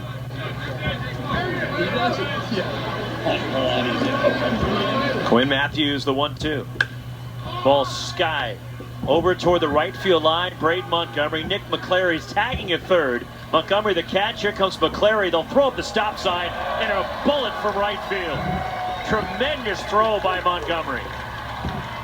Well, a scout, when he comes out and looks at a baseball player in college, they look for tools. Run, throw, can he hit? Does he have power? Does he have an arm? And the answer is, we're going to get a look at Braden Montgomery's arm. Now, keep in mind, he's also a pitcher.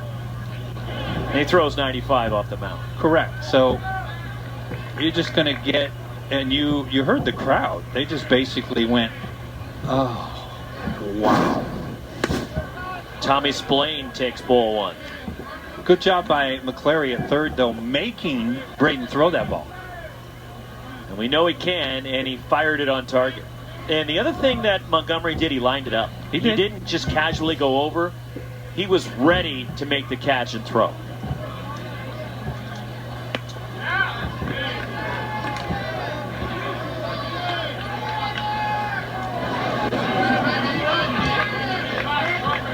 Two and 0 on Tommy Splain. Single and a run in the second. Big spot for Arizona. Nick McClary at third, Kiko Romero at second. Down 8-3, but 2 in scoring position. There's a strike to Splain. It's 2-1. It's an interesting take right there. That's just a fastball in the inside park for Splain, Splain. Now keep in mind the Cats did all their damage with 2 outs in the second inning. Another opportunity here in the 5th.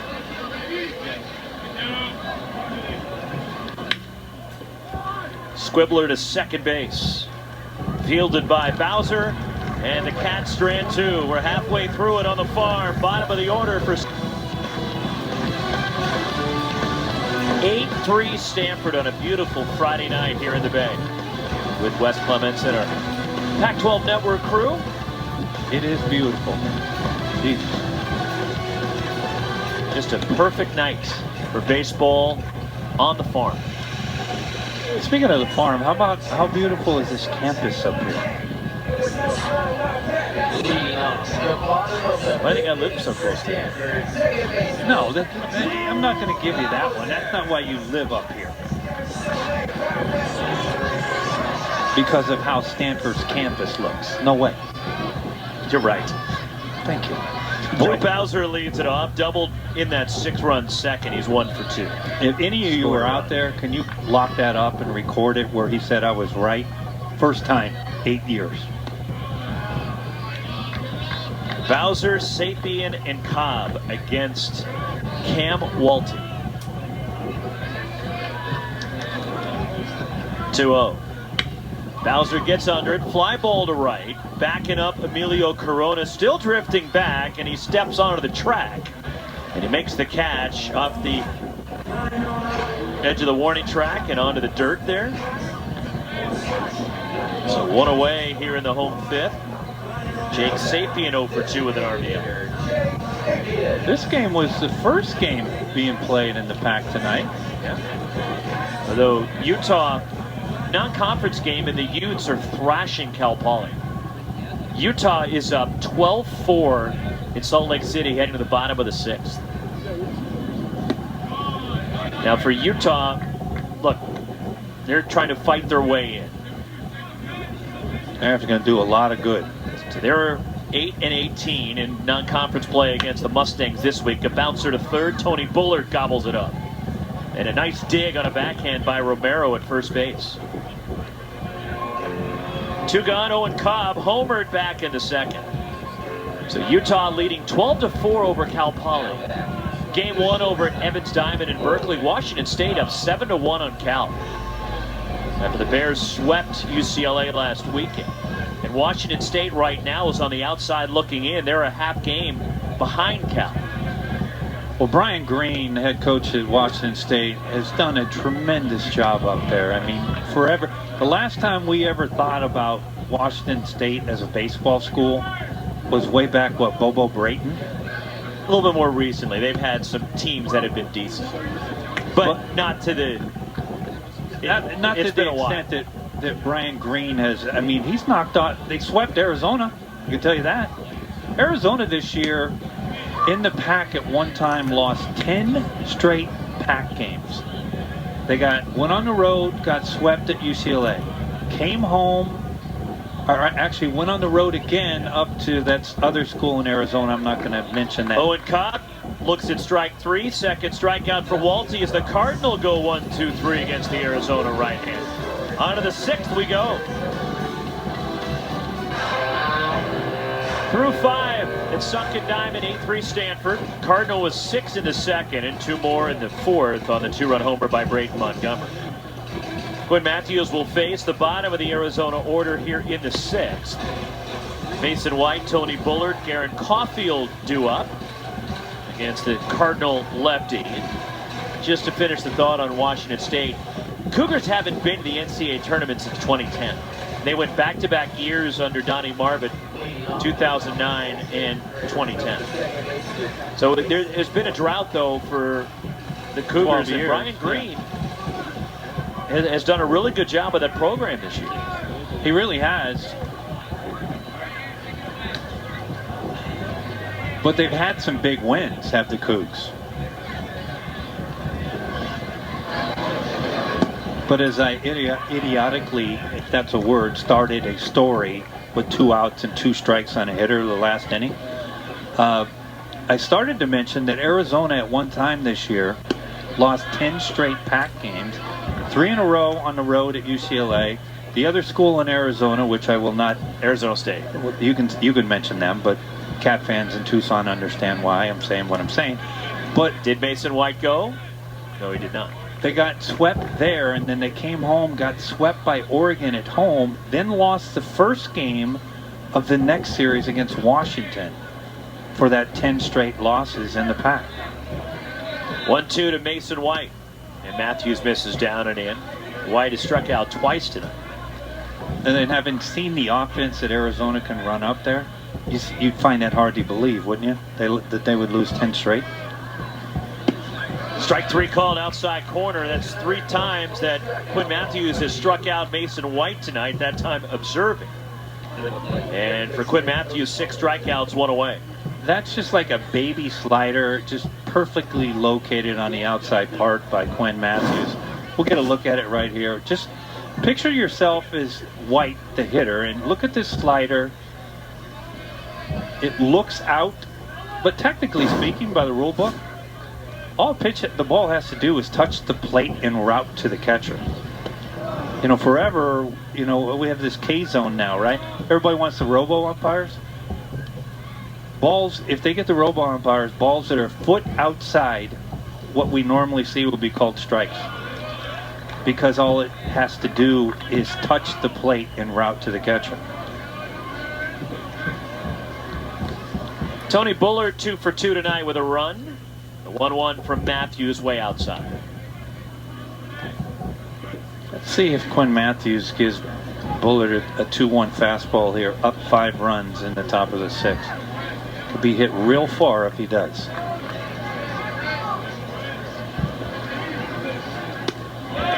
Changeup. That's why he's really good. But again, it's the arm action that you're swinging at. It is. It's a tremendous arm action. 2-2 to Bullard. That's high and away. Another off speed. Now this is something that, regardless of the score, Quinn Matthews has thrown on a 3-2 count off speed just as much as any other pitch.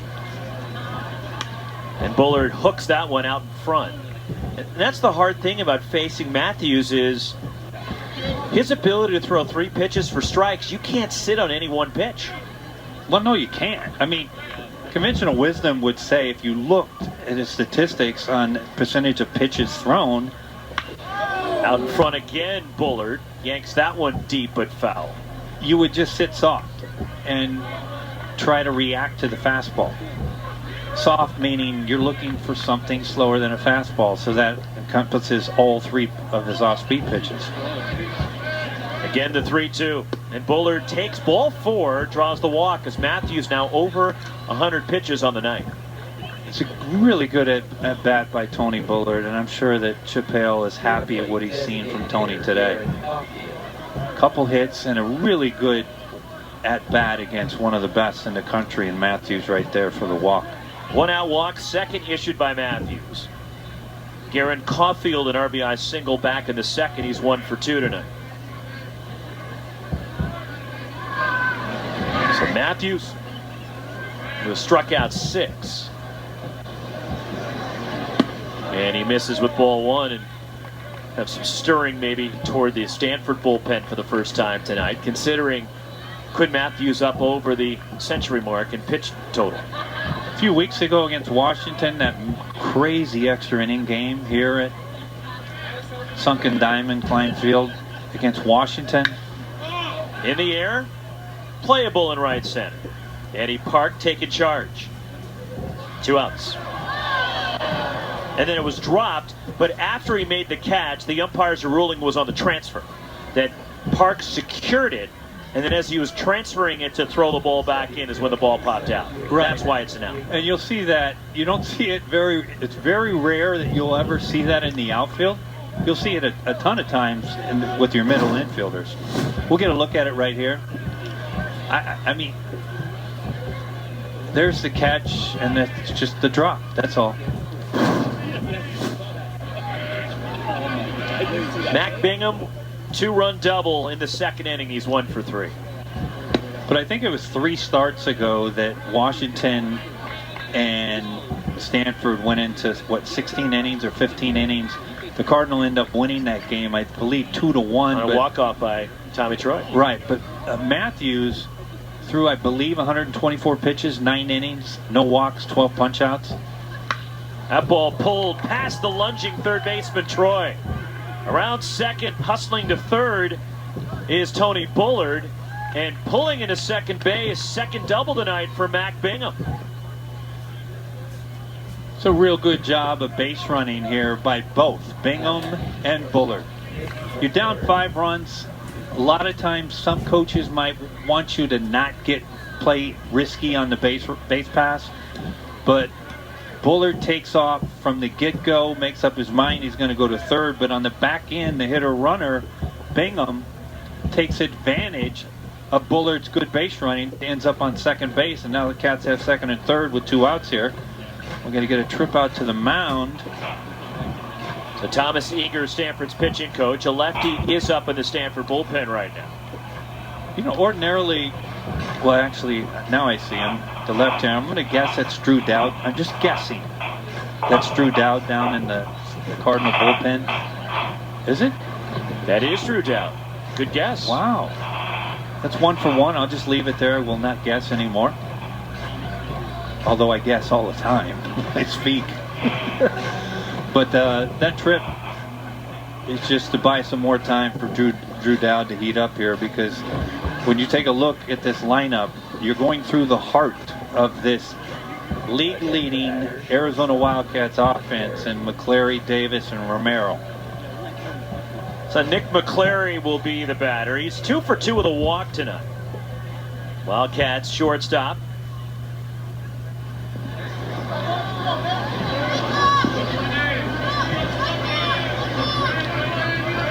And the pitch from Matthews is waved at. Changeup.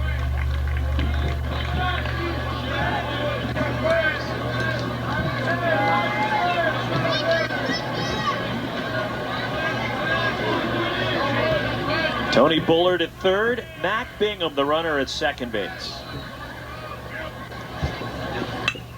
Fouled away by McClary. Boy, McClary, you know, he's not impressive in his size, but he's really impressive as a baseball player. He's one of those guys that a skipper, and in this case Chip Hale, just pencils in. You never have to worry about it again. He's going to do the right thing at all times. He can really pick it at shortstop. Matthews, the 0-2. And McClary goes the other way, and a 2-out hit drives in 2. 2-run single, a 3-hit night for Nick McClary. And it's 8-5 Stanford. The Wildcats, all 5 runs tonight have come with 2 outs in an inning. Just tremendous hitting by McClary. I mean, arguably call him a pest. That's what he is. He's just going to bite you and battle you. And Quinn Matthews, after he threw that pitch, I mean, watch this. It's a changeup on the outside part. He gets fooled a little bit. But he just keeps his bat in the zone long enough. You see him, he's out in front. But in his mind, he's trying to hit the ball the other way. But Quinn Matthews just kind of bent over and had both his hands on his knees and like, how'd you do that? Chase Davis 0 for 3 tonight. And Davis takes ball 1. Now Chase Davis has a streak going. He's reached base in 59 consecutive games dating back to last year. And he's 0 for 3 so far tonight. Well, he's going to get minimum 2 more opportunities. This one, great. Catches the outside edge. Great slider right there. But this is the most runs that Quinn Matthews has given up, earned runs, in a long, long time. Against the #1 hitting team in the Pac-12, the Arizona Wildcats. 2-1 the count. Quinn Matthews came into tonight with a 2.76 ERA.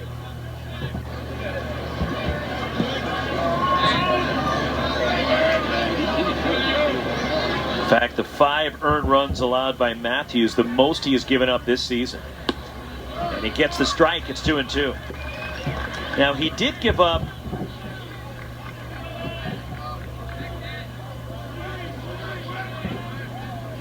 six runs in his last start to Arizona State. But only 3 were earned. Right. I'm sending McClary right here. I know it's 8-5. You got a 3-run lead, and Davis could hit the ball out of the yard. Worst case scenario, McClary gets thrown out, and Davis leads off the next inning. 2-2 on Chase Davis. Stanford with the overshift on defensively. Matthews misses down and away. Guessing this is probably Quinn Matthews' last inning, with Dowd ready in the pen already. Full count with 2 outs. McClary will run on this pitch anyways. So Carter Graham backs up behind the runner, and that ball is ripped foul on the ground, and nifty footwork over there coaching at first base.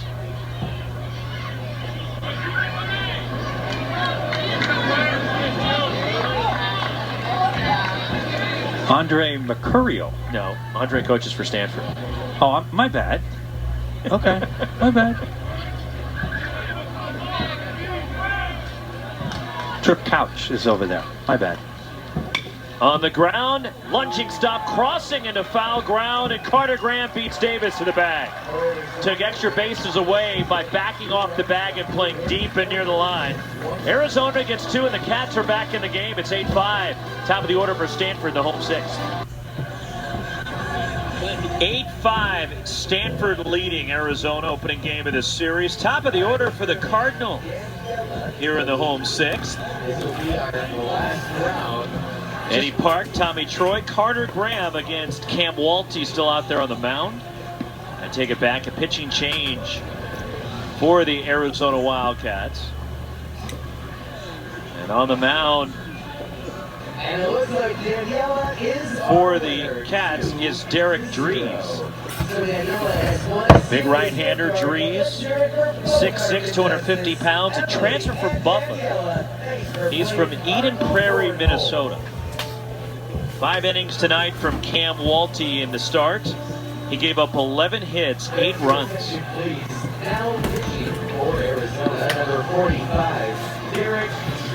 So Dries takes over on the mound, and it was clear Walty West didn't have his best stuff, but he tried to hang in there as best he could tonight. Well, he did. As you take a look at Dries' numbers right here, just 16 2/3 innings thrown.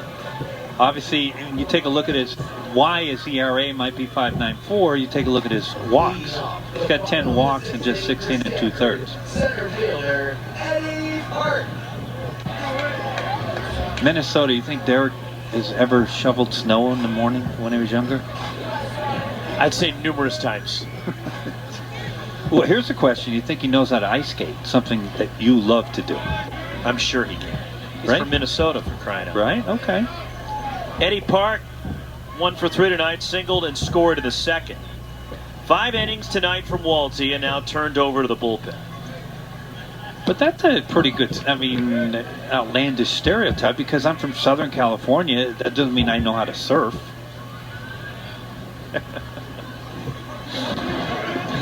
You're just picturing me on a surfboard right now, right? That's why I laughed. That image alone.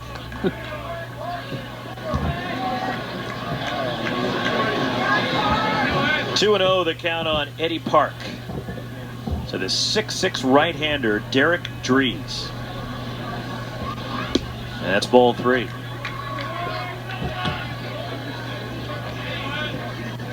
It's just 21 hits between these two clubs, 5 1/3 innings, 13 runs combined. Friday night baseball on the farm.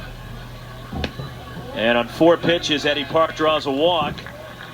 And a leadoff base runner for the Cardinal here in the home 6th for Tommy Troy. I'm thinking that could have been called a strike. I'd want it. If you're Dries. If I was Dries, and if I was Chip Hale and Dave Long, the pitching coach. Tommy Troy has scored 2 runs tonight, a single and a walk. He's 1 for 2.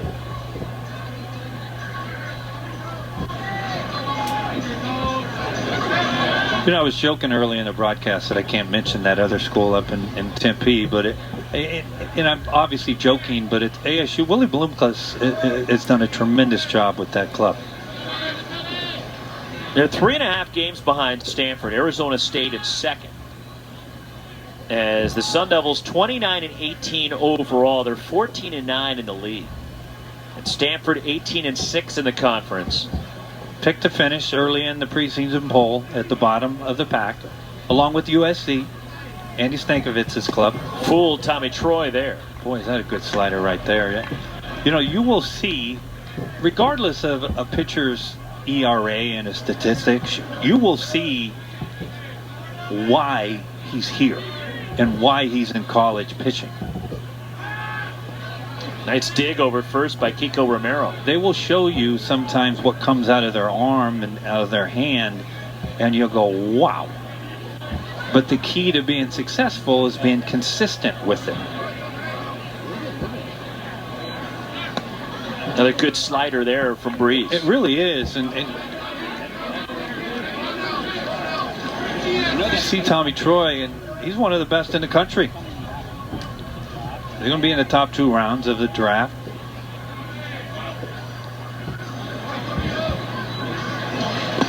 In the dirt. No swing down at first, says Daryl Mason. But you can see as a hitter, if you're a pitcher right now and you're a catcher and you're calling this game, and that's not the case because the pitches come from the bench, but when you have a hitter yanking away from a pitch that quickly as Tommy Troy is, you can see he's not picking up the slider very well at all. So if you're Tommy Troy, if you're Derek Dries, what you want to do is throw another slider on the outside part and see if you get him to do the same thing. Pulls that one. Nice catch at third, and they're going to say he trapped it. So they get the force on the lead runner at second, Eddie Park, on a nice backhand by Tony Bullard. That ball was blistered off the bat of Tommy Troy for a fielder's choice. Yeah, a little bit surprising for me that a fastball came right there after how Troy was looking on the slider, but as you mentioned, Tony Bullard over at third makes a tremendous play on a rocket, and if it wasn't for the speed of Tommy Troy, that's a tremendous 5-4-3 double play. And a good job by the third base umpire, Stephen Corby, to immediately signal the ball hit the ground. So Carter Graham, the batter, 2 for 3 tonight.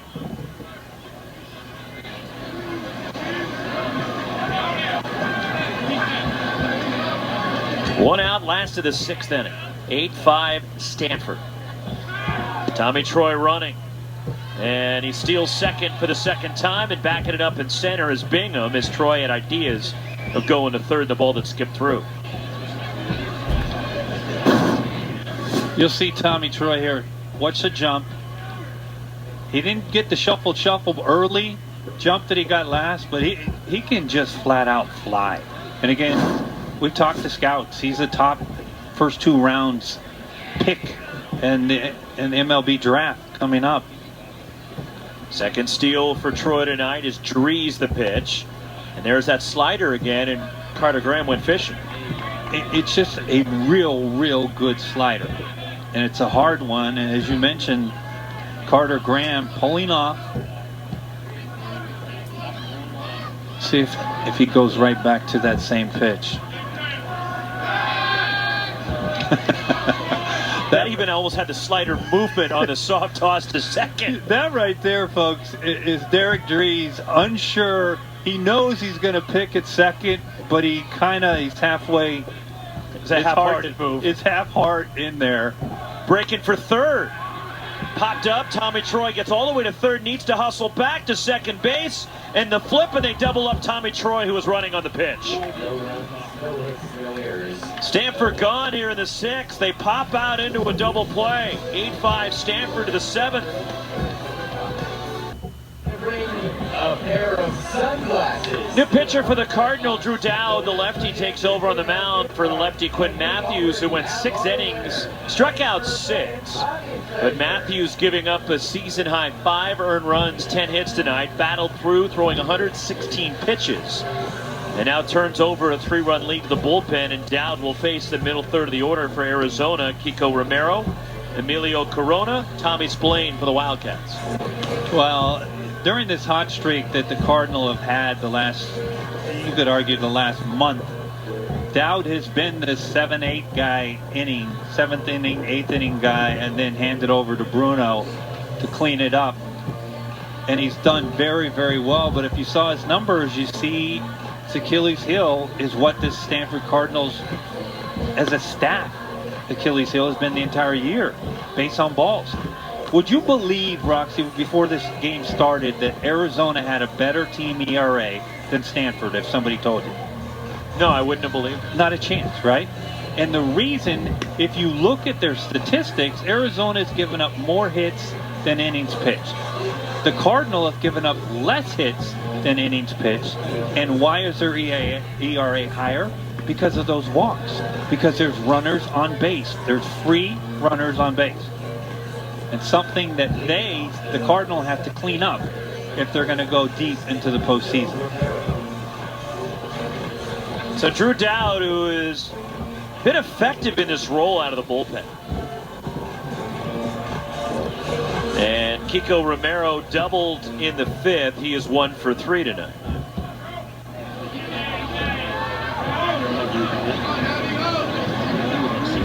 Left on left, so Dowd, who's from right up the road, San Mateo.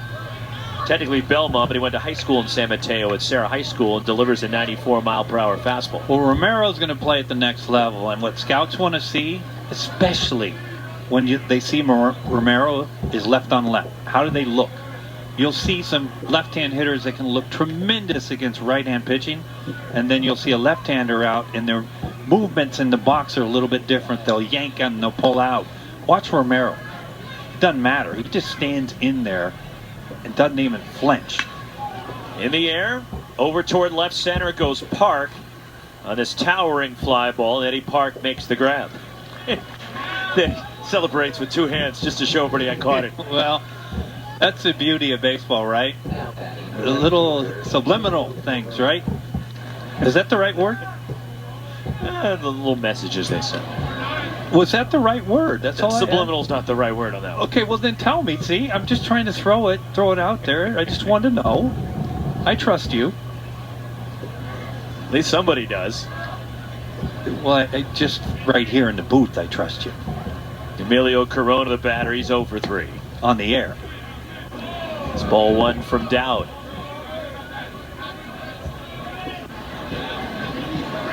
Dowd, who began the year in the rotation, has really flourished in this role out of the bullpen for Thomas Eager and David Esker. Snaps off that breaking ball. Well, we talked about some of the scouts. One of the scouts, right? The very successful in the pack as a left-handed pitcher for the USC Trojans, right? Randy Flores? Second most wins. Conference history, most innings pitched, the former USC great, who's the scouting director for the St. Louis Cardinals, is here among the plethora of scouts. Well, that's, you took my word, because that's one word that I used to It's the only word say. you know? Well, you took it, because I used to say it a lot. I was actually Should I have said myriad? Something like that. Okay. Several, many. I would say hundreds. A significant number. I will tell you there's 50 scouts here tonight. I don't know if it's that high, but there's definitely a good population of You could have just run with that, Brox. You just could have. By the looks of it, swing and a miss. The strikeout for Dowd is Corona down chasing. Appears that every team is represented here at Sunken Diamond tonight. There's a fastball up, and if you're wondering what Dowd has and what's featuring and what's coming out of his hand, that's upwards to 94, 95 right there. And then Bruno behind him can rush it up there at 98. Tommy Splain 1 for 3 with a run. Dowd 95 with that one. 6'2" lefty, Dowd the junior. Again, has been in the back and forth role and has really been successful coming out of the bullpen. Well, there was some question and talk because Matt Scott, the freshman, has had some trouble, right? Matt Scott. Yeah, Matt Scott has been in the two-hole basically the entire year for the Cardinal, right behind Matthews, and was tremendous early in the year. But recently, Scott has fell on hard times. He's having trouble with his command, and the Cardinal was trying to figure out, well, what are we going to do? Who are we going to put in that two-hole? But some had mentioned, what about this guy, Dowd? I asked Thomas Eager, Stanford's pitching coach, that before the game, and he said, no, we're not going to mess with it. He has been so valuable in this role. And because Stanford's altering their rotation this weekend. Scott had been the number 2 guy with Joey Dixon number 3. Dixon will start tomorrow in game 2 of the series, and Sunday starter is TBD. They'll figure it out. And that's a foul fought off by Splain. And I actually know what that means, to be determined. Thank you. Just so you know. It's just a little television. I'll give you some help right there. And it could be a number of guys. I think it depends on how these first couple of games go. Could it end up being Matt Scott on Sunday? It's possible. I don't know how likely that is. Well, Splain, little number off the mound. Dowd underhands, and a 1-2-3 inning. For Drew Dowd, it's time to stand and stretch at Sunken Diamond. Stanford 8, Arizona 5. We go to the home half of the 7th. 8-5. Fans are standing and stretching at Sunken Diamond on this beautiful Friday night. Fireworks night here. They're getting ready for the fireworks. And when does the sun go down? Sun's still up? Yeah, you can see the sunlight Right. still. I wonder how much longer. Probably got about an hour. Lights get haven't taken full effect yet here. And your attention, New pitcher for Arizona, Dawson Nets on the mound for the Wildcats. After 1 inning from Derek Dries. Nets, 2.82 ERA, his 27th appearance. He has been terrific this year for Arizona. He really has, and you take a look at the numbers right there. Just 8 walks in 22 and a third innings, 24 punch-outs, and this right here is getting Nets some work, an inning of work. He is one of their stalwarts in the back end of that bullpen. Montgomery, Rios, and Moore, the middle third of the order. It's Braden Montgomery, 2-run homer in the 4th. He has driven in 4 tonight.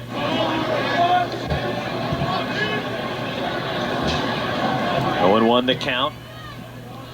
So Dawson Nets New pitcher for Arizona. One scoreless inning from Derek Dries, and Montgomery fouls that one off at home plate. Next, the junior from Sierra Madre, California, 6'1", 195-pound junior. Where's Sierra Madre? Southern California. Why wouldn't I know that? It's not southern. Well, Huh. Well, I mean, Southern California for me is from Westwood to Newport Beach. So you don't consider like the Valley, like Van Nuys? Oh, no way. That's you just mentioned it's the Valley. Well, that's Southern California. That's the San Fernando Valley. Sierra Madre is a little bit east of downtown LA. It's not a little bit east, it's a lot east. But the Valley is not Southern California for me. It's like 15 miles from downtown LA.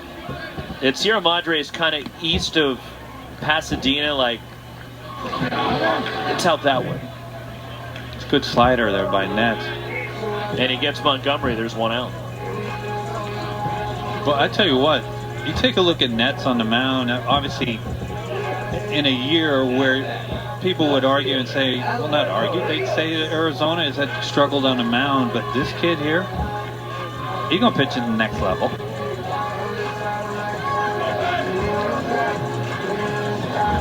Alberto Rios, another two-hit game for him. 6 of the last 7, he's had multi-hits. And when you think about Nets, he's been one of the good, real good ones in the back end of this Arizona bullpen.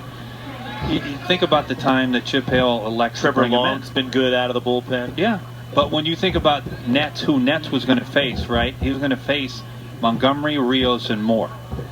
And if you want to stay in this game, this is the biggest part of this game, which is right now with Montgomery, Rios, and Moore. And with your offense, the way you can swing it in a 3-run game, you're still in it. Absolutely. 1-1. Skied by Rios. This will get out of play behind the plate.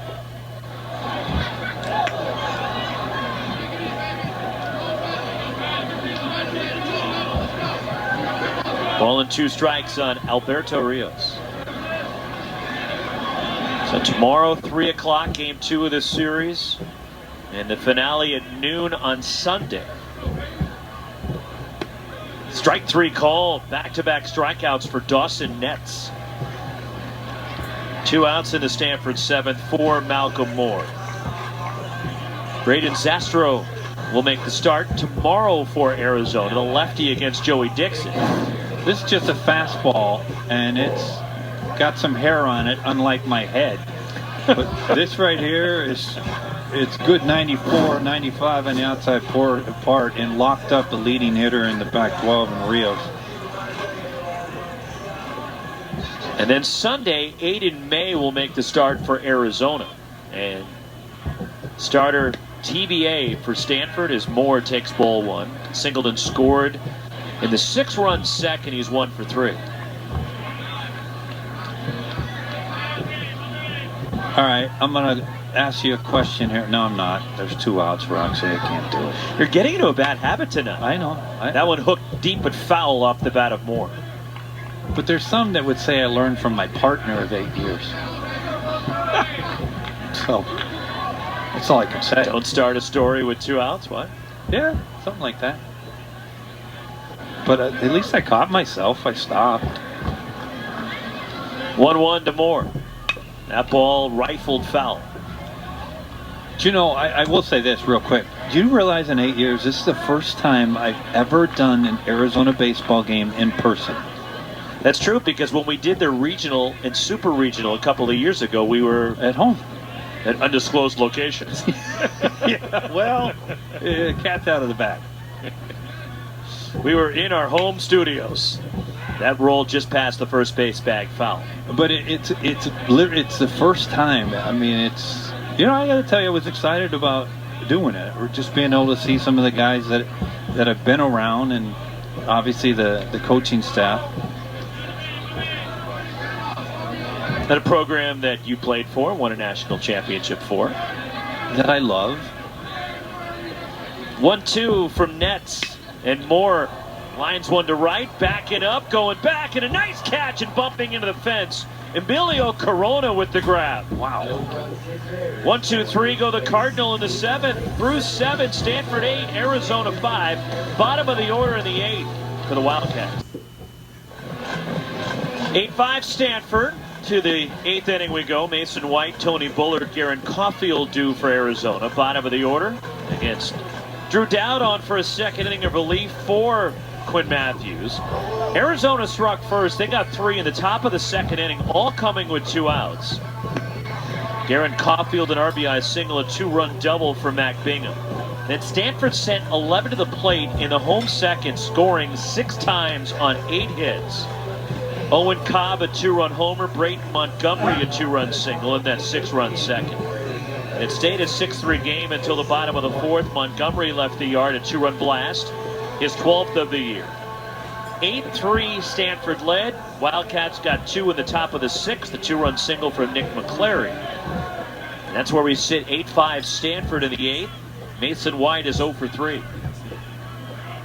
Struck out 3 times tonight. And shows bunt, takes ball 1.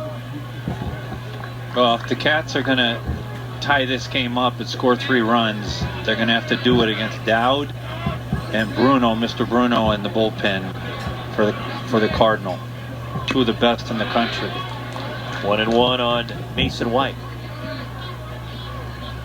Mason White, Arizona's second baseman, the freshman from Tucson. He's had a good rookie season at the collegiate level, but has struggled against left-handed pitching tonight. That's just a great, hard curveball right there. Dowd, the 1-2. Another curve, strike 3 called. Second strikeout as Dowd has retired all 4 batters since entering. You know, White has struggled tonight, and there's games. You're going to have games like that. I used to tell my players, hey, if you play this game long enough, and this is, you'll get a look at it right here. It's just right down the middle, but you're going to have times where you go 3 for 50, 3 for 40, you know, and their face, when they look at me, is like, no, I can't. I said, yeah, you will. You stay in the game long enough. Tony Bullard fouls it away. But as a coach, you learn more about your players, and/or a scout learns more about a player, how they act when it's not going well. Because it's easy when things are going well. But they will get more from a player on how they act when it's not going well than they do when they're having success. Ball and a strike on Bullard, 2 hits and a walk. He's scored 2 runs tonight. Now I'll get to my question. Okay. Unless Bullard puts the ball in play here. All right, who is your 2 sleeper teams in the Pac-12 tournament? Who are the 2 sleeper teams that could make a run that nobody would think of?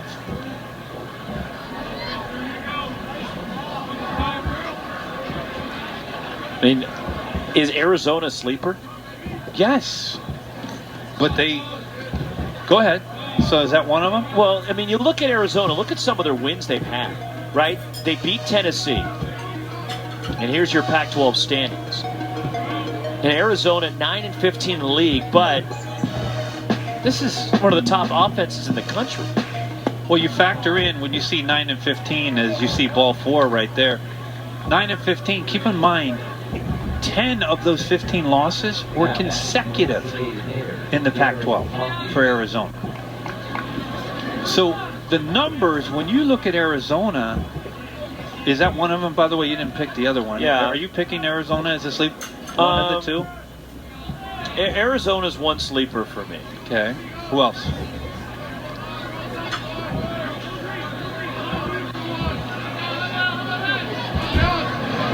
There's only one other that you could.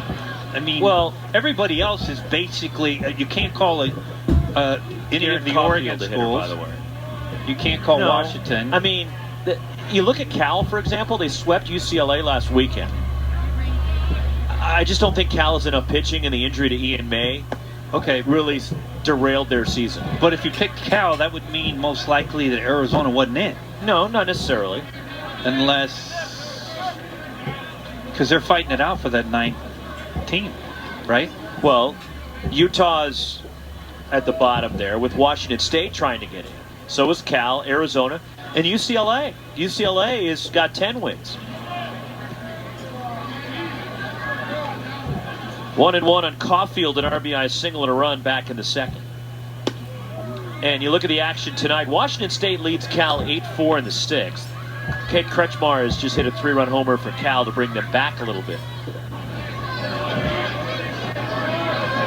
Other games, Utah's just beaten the snot out of Cal Poly tonight. As Larry Lee's team taking it on the chin, 17-5 in Salt Lake City from Utah. Good curve from Dowd. UCLA, a 4-0 lead on Oregon State. They're in the bottom of the 3rd at Jackie Robinson. Jake Brooks has been Jared real Hocking good has driven in 2 tonight. the last month for UCLA on Friday night. 2-2, strike 3 call to Caulfield. Catches him looking. Real good pitch by Dowd right there. Just locked up Caulfield. Caulfield's mind and eyes are on the outside part. And this is what it looks like when you're thinking out, out, out. And here, fastball in, locks him up. Yeah, Brooks has struck out 4, has yet to allow a hit for UCLA through the first 3. And a 4-0 lead for the Bruins. Bottom of the 4th, Washington, a 3-2 lead at Oregon. PK Park, bottom of the 3rd there in Eugene. Mac Bingham tonight, a couple of hits, has driven in 2, a couple of doubles for Bingham. And he sends this one back over our heads. Stu Fleslin, the 3rd, starting tonight for the Huskies. Is there a better month in college baseball? I would say better 2 weeks in college baseball than where we're at right now. Every year. So much can change. It's so volatile for so many teams. You like that word? Volatile? Yeah. For me, it's pretty good. And SC leading Arizona State 2-1, bottom of the 5th at Dato Field. That's of note for Stanford. As Bingham looks at a strike, it's 0-2. Stanford, they can win the Pac-12 title this weekend. If they sweep, it doesn't matter what Oregon or Arizona State do. But losses there help Stanford inch that much closer to wrapping up the Pac-12 championship. Now, there's still 3 games to go next week. The Cardinal will be at Washington State before the Pac-12 tournament. That also puts Stanford as the top seed in Scottsdale. Bingham bounces it just foul. But there's discussions on who might be a host, right, in the Pac-12. When the committee lays out their 64, there's 16 hosts across the country. Well, Stanford obviously is going to be one. Last week, Oregon was one, projected. Arizona State was projected one, prior to Stanford going to Tempe and sweeping the Sun Devils. 0-2 to Bingham. And Oregon going to USC and losing that series there.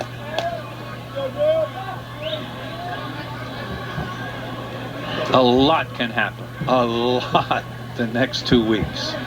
So much on the line. Ball and 2 strikes, and Mac Bingham with 2 outs. Tony Bullard at first, and Bingham out toward left, hustling over toward the line. It falls in front of Rios. Cuts it off. Tony Bullard scampers to 3rd, and the 3rd double tonight, Mac Bingham.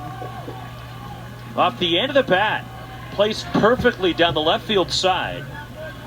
And Bingham now with 17 doubles on the year, with 3 of them tonight. This is what it looks like, folks, when a hitter has got 2 strikes and is determined to put the ball in play. Something that's not very important nowadays by some people who teach hitting. But this is what it looks like. It's a breaking pitch, and Bingham's fooled. That gets the tying run to the plate for Arizona and Nick McLaren, who's got 3 hits tonight. He's fooled, but he keeps his bat in the hitting zone long enough to make contact and pull that down the left field line. And don't look now, but the Cats are one base hit away from making this a one-run game with the home run leader in the Pac-12 on deck, and Chase Davis. And McClary's 3 for 3 tonight with a walk. He's driven in 2 and the one-strike pitch. It's inside to Nick McClary.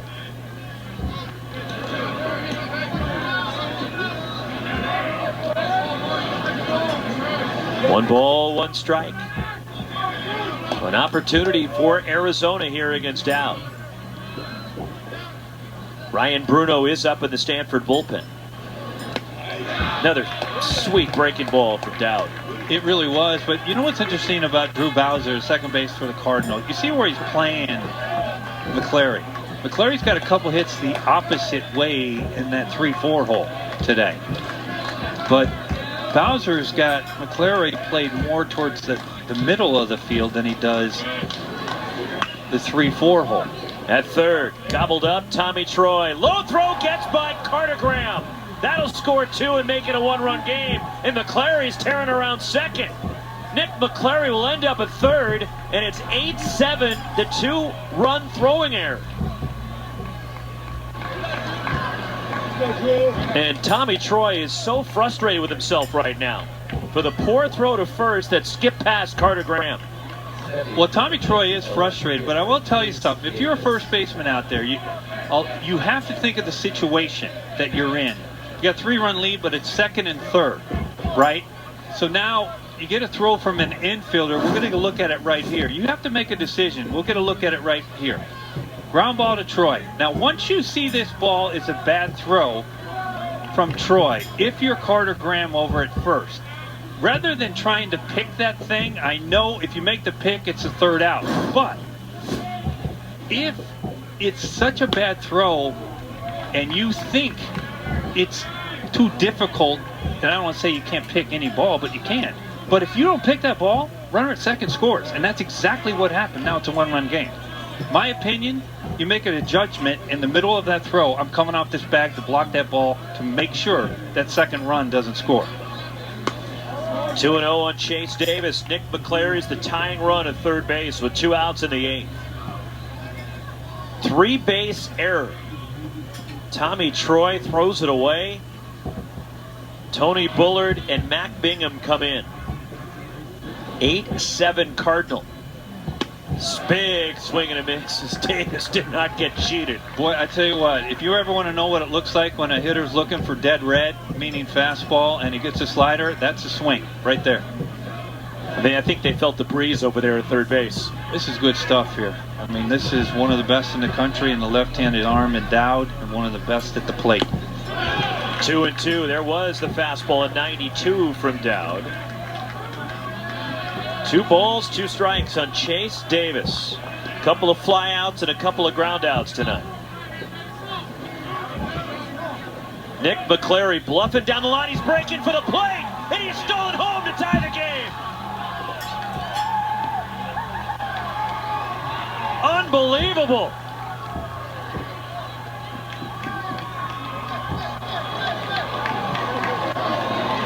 This is tremendous instincts and base running. Watch. Look where Tommy Troy's playing. Look where he's playing Chase Davis. It's a free run, literally. You have Drew Dowd's back to the runner.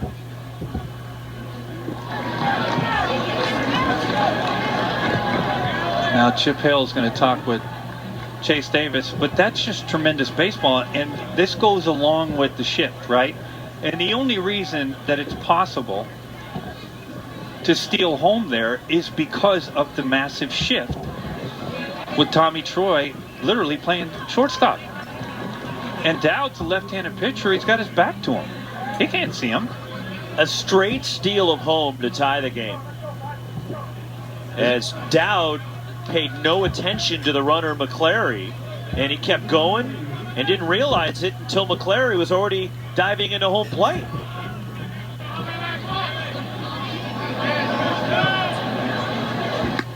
Full count on Davis.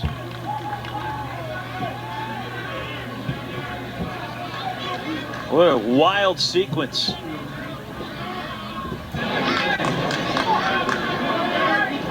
Arizona has scored 3 to tie the game in improbable fashion. A steal of home from Nick McClary. And Davis chases one in the dirt. He's down on strikes. But the Wildcats get 3 and have tied the game as we head to the bottom of the 8th. Bottom of the order coming up for the Cardinal. So there's Nick McClary. One more look at his steal of home to tie the game. Tommy Troy, folks, if you missed it, Tommy Troy is literally playing shortstop. Nick McClary is at third. And Dowd is the left-hand pitcher. He's got his back to the runner. So if what you want to happen when that happens is your infielders would say step off to Dowd. But by the time he steps off, it's way too late. I mean, that's just beautiful stuff. 8-8 our score. New pitcher is Casey Hintz for the Cats. There is numbers on the year for Hintz. The freshman from Lakewood, Illinois, 5'10" right-hander. 15 strikeouts in 16 1/3 innings this year for Hintz. Drew Bowser, Jake Sapien, Owen Cobb, bottom of the order for Stanford. 8 runs, 11 hits for the Wildcats. 8 runs, 11 hits with an error for Stanford. The Cats have stranded 7, the Cardinal 4 tonight. Drew Bowser pulls one through the left side. And the Cardinal have a start in the home half of the 8th inning. It's just relentless, right? Both of these clubs, and this is the way they play the game. Their offenses are tremendous on both sides, and obviously that's the last thing that Chip Hale wanted to happen, right? Is get the leadoff hitter get on for the Cardinal, and they're going to the pen right now. So Jake Sapien due up. Here comes Chip Hale. And another call to the bullpen for the Arizona Wildcats. Coming out of the pen, Trevor Long for Arizona. This 8-8 game here on the farm.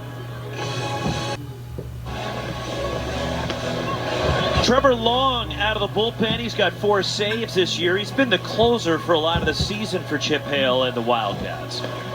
And so Trevor Long comes in. There is numbers 2 and 4 for Long, the junior from Scottsdale, went to Chaparral High School. And he's hoping to be headed home in a couple weeks for the Pac-12 tournament. Arizona's still got some work to do to secure their spot. Again, with the new format this year is 9 teams. Last year was the top 8. This year with the new format it goes to 9 teams, and Arizona hoping to be one of the 9. That means 2 of the Pac-12 will be left out, since 11 of the 12 teams field a college baseball program. Colorado does not. And it's a battle. UCLA, Arizona, Cal, Washington State, Utah for those final few spots, and who are the 2 that are going to be left out. And that's why this weekend and next weekend are so critical. There is the new format this year, by the way. And it'll start on Tuesday the 23rd in Scottsdale. 3 pool winners plus 1 wild card advance to the single elimination semis, which will be on Friday. And the championship will be Saturday night at Scottsdale Stadium. Are they going to be able to take 3 days of us in a row? Are they, or am I? Well, it's a good point. It's going to be more than 3 days because or 4. You and I we're going to do 5 days in a row because you and I are doing 2 games on Tuesday, 1 on Wednesday, 2 on Thursday, 1 on Friday, and then we're doing the championship. You are correct. Now, back to the baseball game, which is tremendous. Expect the bunt from Sapien right here. This is Timo Becerra pinch hitting. His bunt should go to the first base side. And he gets it down, up the first base side, foul. The only thing I did not see from Kiko Romero, Arizona's first baseman, is him crashing the minute he saw Sapien square to bunt. Or excuse me, Becerra. Becerra is the sophomore from Clovis. Limited opportunities this year for Timo Becerra. And a dive back into first for Drew Bowser, is single to lead off the inning. A 2-hit night for Bowser. But Becerra, 6 for 17 this season. He does have a home run, but again, this is a bunting situation. And he pulls the bat back. Well, when you think about David Esker, right, he brings in a pinch hitter in a bunting situation that he's telling you what he's going to do. He thinks that Becerra is a better bunter than Sapien. That's all. That's all. That doesn't mean Sapien can't bunt. And Becerra pushes it foul. 1-2 on Timo Becerra. Go ahead, ask me. Do you leave the bunt on with 2 strikes, Wes? Absolutely. Absolutely, I do. Now we're going to get a little conference. And, you know, David Esker plays this game very good. And what I mean by game, it's a coaching game, right? Plays it well. He plays it well. And he does it. And these little things right here, it's, you know, makes you want to think on the other side, did he just go and tell him, hey, I want you to just swing hard now and see if you run into one, or I have confidence in you to bunt with 2 strikes. I'm saying that he bunts. Drew Bowser at first base. Tie game, bottom of the 8th. Leaves the bunt on, pulls the bat back. It's ball 2. Really good job by Splain behind the dish blocking that ball. He doesn't block that ball, and Bowser gets in the scoring position. 2 balls, 2 strikes. Count on Timo Becerra. Pops the bunt up, right to the pitcher, Long for the out. Oh, there's so much baseball going on there, right? So it's a pop-up to Long, and I guarantee you the bench was screaming, let it drop, right? Because if you read that, and you're Trevor Long, and you read this bunt, and you go, it's a pop-up, okay, back up, or just let it drop, right? If you let that ball drop, what you do is you pick it up, throw to first to get the out, Becerra, and now you got Bowser hung up in between first and second. Owen Cobb, the 9-hitter, 2-run homer back in the second. And that's a foul from Cobb trying to advance the run. Have I ever said it's the best game in the world? You know, I think I've heard you say that a handful of times. I mean, it really is. If you've been watching this game from inning 1, this is why it's the best game in the world, folks. It's just momentum swings, teams not quitting, stealing home to tie the game. 0-1 on Cobb, a move to first by Trevor Long. Now, Casey Hintz surrendered leadoff single to Drew Bowser here in the last of the 8th. It's a real good time to hit and run with Cobb at the dish right now. Doesn't matter if it's on a 1 count.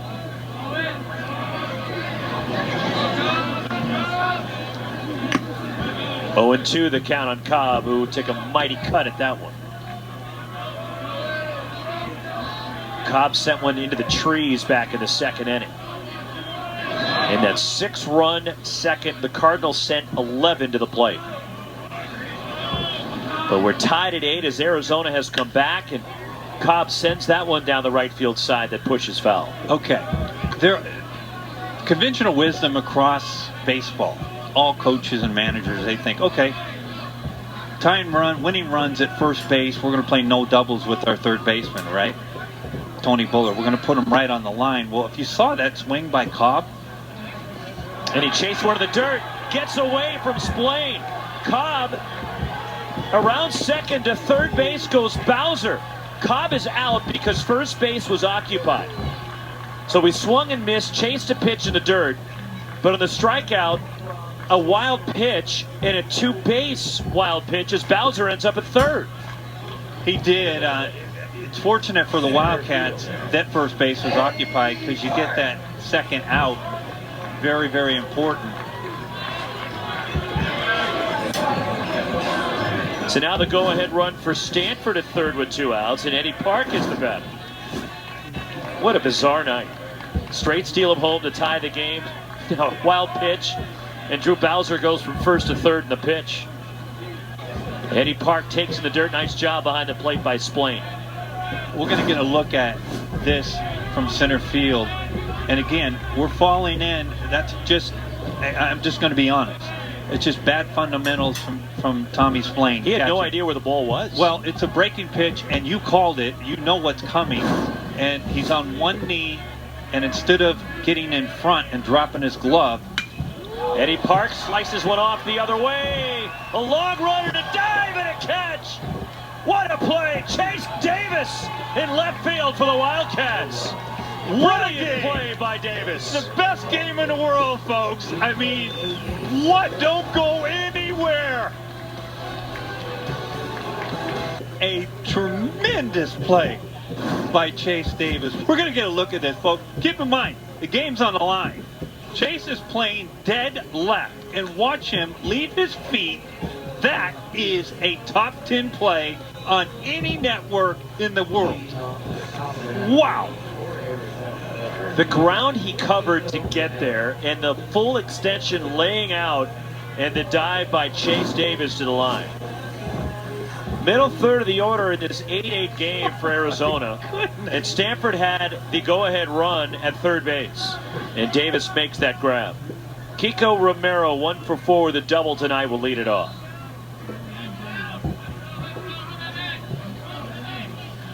Strike one. You know, we talked about Arizona.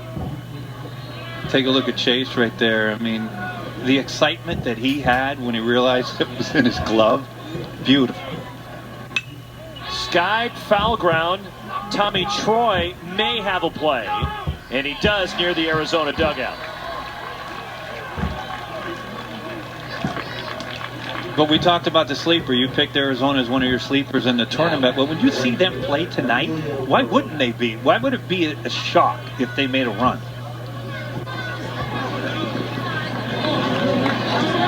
Emilio Corona coming up for the Wildcats.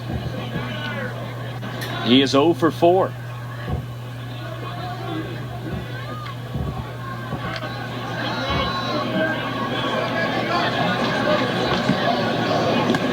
That's in the dirt. Did he go? No swing, says Daryl Mason down at first base.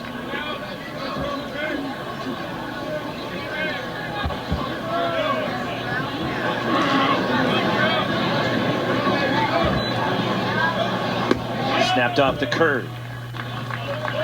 Wouldn't you agree that's a top 10 play on any network, anywhere in the world? Brilliant play by Chase Davis. It's one of the best plays I've seen in years. And I've seen a ton. 1-2 on Corona. Blows the fastball by him. If you're looking to the bottom of the ninth, Stanford will have 2, 3, and 4 due up. Tommy Troy, Carter Graham, Braden Montgomery. Emilio Corona. Pitch. Fouled away. Great crowd here at Sunken Diamond on this Friday night. Opening game of this series between Arizona and Stanford. Boy, have they been rewarded. Top 2 offenses in the conference going toe-to-toe. Chased a pitch in the dirt. Down to first base, and Malcolm Moore completes the strikeout. And for Drew Dow, that's now 5 strikeouts for the Stanford lefty. It is, but what this comeback from Arizona has done affects the next 2 games. Because I'm sure that David Esker was not planning on using Drew Dowd for 3 innings tonight. He wanted to get him out there for 2, and then hand it off to Ryan Bruno. And then do it again if they had the opportunity tomorrow. And keep in mind, tomorrow's a day game. So the rest is not 24 hours. 3 o'clock first pitch tomorrow with game 2 of this series. And then a noon game on Sunday to wrap this weekend up. And a short week next week, as teams will play Thursday, Friday, Saturday to end the regular season before the Pac-12 tournament begins a week from Tuesday in Scottsdale. Now the advantage also for Stanford, if they are the top seed, they will not play until Wednesday night. They get a bye on the first day of pool play. And they will play the late game, the 7 p.m. game on Wednesday. Well, you think about next weekend. I mean, this weekend's big. Next weekend, the 2 Arizona schools, Arizona State hosts UCLA. Arizona hosts USC. A lot by Tommy's a play. lot on the line for all of those clubs. Oregon is now trailing Washington in the 4th, 8-2 Huskies. In Eugene, USC a 4-1 lead on Arizona State. Bottom of the 7th in LA. 4-1, UCLA leads Oregon State in the 5th in Westwood. That one caught a piece of the plate umpire, Scott Letton, from Tommy Splain. How about the job Jason Kelly's done in Washington with the Huskies? I mean, you know, they've beaten UCLA 3 straight series. I mean, they went down to Westwood, beat them there, but they have been real good. And they fought this same Cardinal team here 3 weekends ago. And Utah hammered Cal Poly tonight, 18-6. Another foul from Splain, spoiling some pitches from Dowd.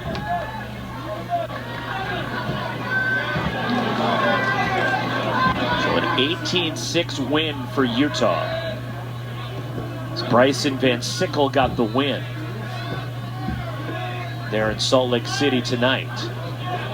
Utah had 22 hits in that game as Splain takes just low. Boy, what is there, about 3,000 umpires here that wanted that pitch? Caden Roberts, by the way, drove in 5 for Utah tonight. Full count on Tommy Splain with 2 down. Dowd the pitch. Chased one in the dirt, gets the strikeout. 1, 2, 3 go the Wildcats as we go to the bottom of the 9th in a tie ball game. 2, 3, and 4 coming up for the Cardinal, a chance to walk it off. We go to the bottom of the 9th. Arizona 8 runs, 11 hits, no errors. Stanford 8 runs, 12 hits with an error. Tommy Troy, Carter Graham, Braden Montgomery facing Trevor Long.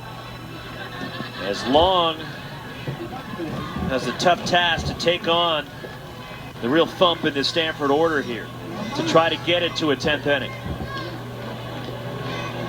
Then crowd, huge crowd here at Sunken Diamond tonight, waiting for fireworks. Well, we've had a bunch of fireworks during the game. Well, you know, you could say, good one, Wes. No, you're right. I mean, you have a straight steal of home by Nick McClary in the top of the 8th to tie it. And then at the bottom of the 8th, Stanford has Drew Bowser at third as the go-ahead run. And Chase Davis makes an unreal catch to end the bottom of the 8th inning to keep it an 8-8 game. I mean, I will say that's the best outfield catch that I have seen in years. Where he came from, Roxy, to catch a ball? He's a dead left. He catches that ball on the other side on the foul. Left field foul line. Tommy Troy has scored 2 runs, 1 for 3 with a walk tonight, and he takes a strike from Trevor Long. It's 0-2.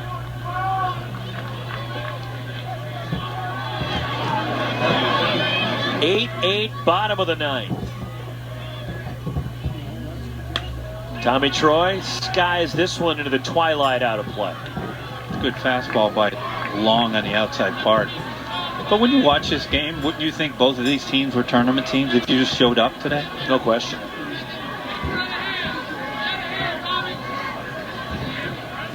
Tommy Troy, liner to center, and the winning run is on for Stanford. Second hit for Tommy Troy tonight, and a sharp single. And keep an eye on Troy over there at first base. He has 2 steals tonight. Well, that's the worst case scenario for the Cats. As you mentioned, you got Tommy Troy over there at first who can steal a base at any time with no help, just on pure speed.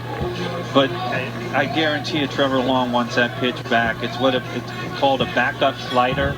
And a backup slider is a slider that just doesn't break, and it hangs on the inside part of the plate. And Tommy Troy just says, thank you. Trevor Long makes a move to first base. Tommy Troy has 15 stolen bases on the year. Now, I know Carter Graham is one of the most feared power hitters in the country. Would you bunt? No. No, and I'll tell you why. Because of what you just talked about. Number one, in the past 30 games, Graham is hitting almost 370 in the last 30 games. He's got 2 hits tonight, now a 13-game hitting streak for Graham. And he hits a ball in the gap, game's over. He hits a good fastball right there by Trevor Long, just tied him up. But you could argue that Trevor Long, because Arizona, if you look, if we can get a shot of the outfield, they're playing a no doubles, and when I mean no doubles against Carter Graham, it's almost warning track. So there's a great shot right there. A long single could score Tommy Troy. Way outside to Carter Graham. So Graham with 2 hits tonight. Multi-hits in 8 of the 13 games during this hitting streak. And he's hit 14 of the last 15. Homering in each of the last 2 games, and he went 4 for 5 at Santa Clara on Tuesday with 2 home runs and drove in 7. And this is a guy in Graham that started the year just 2 for 30. And since that horrific start that Graham had, he's been hitting right around 350. Long the 1-1. Good slider. Now, if you want an action pitch for Tommy Troy to go, it's right now, but it's also a good time to pitch out if you're Arizona. You're heading the count against Graham. It's a good pitch to run, good pitch to pitch out. Tommy Troy's short lead at first. Kiko Romero holding. And bluffing a throw is Tommy Splain. As again, Splain and the runner Troy were high school teammates at Los Gatos, about 25 minutes from here. 2-2. Another move to first by Trevor Long.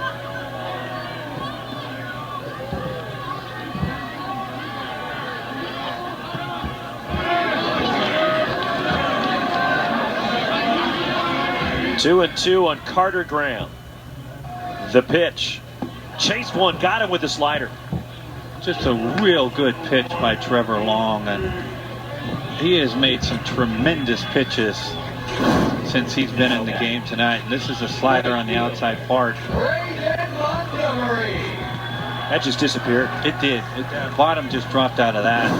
Now, this situation here, when you look at, if you're Chip Hale, you're thinking, okay, well, what's the worst case scenario if Tommy Troy is still second base? First base is open. Then I got the right-handed Rios on deck. First base is open. Do I walk Montgomery? I mean, there's so much going through a skipper's mind right now. But in this case scenario right here, Arizona has the shift on. And when I say shift, I'm talking about Tony Bullard, the third baseman, is playing a pull shortstop. I mean, he's playing shortstop up the middle. And some would say, hey, why don't you just bunt the ball down to over to third base and get first and second, right? I mean, you could argue a big case. Braden Montgomery is homer driven at 4 tonight. Long, another move to first base. Is Braden Montgomery 2 for 4, 2-run single, that 6-run second. And then blasted one in the 4th inning. But they with have Tommy Troy aboard. Arizona's got 3 on the right side of the infield. Down the right field side, this could win it. Cut off on the warning track by Corona. They'll stop Tommy Troy at third. And a double, a 3-hit night for Braden Montgomery. And Stanford has the winning run at third with 1 out in the 9th for Alberto Rios. Dare we say that Braden Montgomery could be back? Tonight he's been tremendous. There's a breaking pitch down. Watch him go down and get this ball. Really, really good hitting right here. Now, if you're Chip Hale, he's going to go out, and this is what a skipper is going to do. He's going to go out there and tell his infield what he wants to happen right now. He's going to tell them, are we going to put Rios on and then face Moore with 1 out? The freshman Moore and then the right-handed Bowser after that? There is activity in the Arizona bullpen, but Long has been their guy to close out games. Yeah, this is the guy. I don't think they're going to make a change. I just think he's going out there to say, hey, we're going to put on Rios or we're not going to put him on. That's all it is right now. And if we do put him on, we're going to try to turn a double play up the middle. Keep in mind, though, Rios, as well as he's been swinging the bat, he's got 2 hits tonight. Malcolm Moore, a freshman on deck. He's a left-handed batter.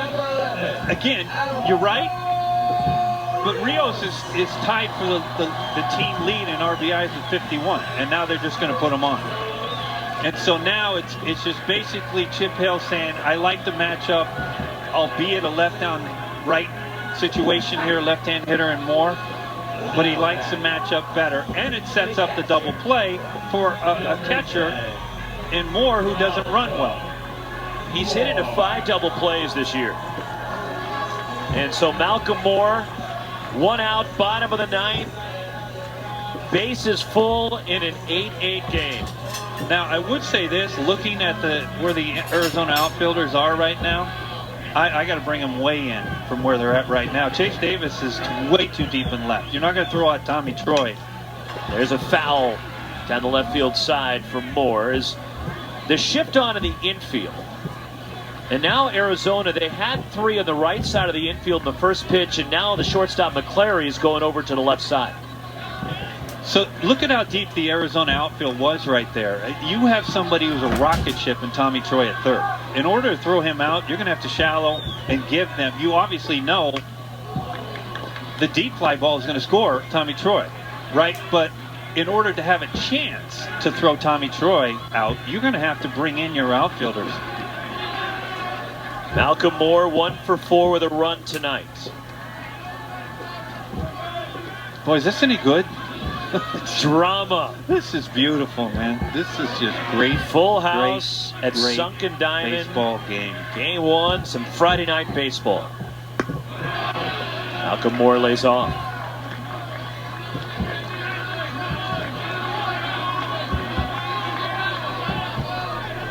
Tommy Troy at third, the winning run. Braden Montgomery at second. Alberto Rios at first base. 1 and 2 on Malcolm Moore. In the air, this will win it for Stanford.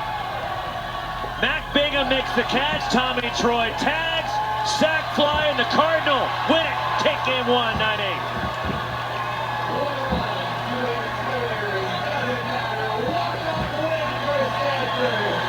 Well, it's just a great, great Pac-12 college baseball game. It's as advertised. We mentioned both offenses. Arizona gets out to an early lead. The Cardinal come back, get the lead. Arizona comes back to tie it, stealing home. And here you see Malcolm Moore. The minute that ball left his bat, he knew this game was over. With Tommy Troy, the rocket ship on third, and big win for the Cardinal. Great game by the Arizona Wildcats. 9-8 Stanford as the Cardinal keep it rolling. Stanford has won 6 in a row, 9 out of 10, and take another big step toward wrapping up the Pac-12 title. Well, as you mentioned, they have an opportunity now, if they win the next 2 games against Arizona, to be named the Pac-12 champions right here at Sunken Diamond Klein Field. Heartbreak for the Wildcats, who battled back and tied the game in probable fashion, and then Stanford walks it off and wins it by a final of 9-8. The Cardinal now 19-6 in Pac-12 play. Drew Dowd the winner. Trevor Long takes the loss. For Wes Clements and our studio team led by Jeff Butler, Roxy Bernstein, so long.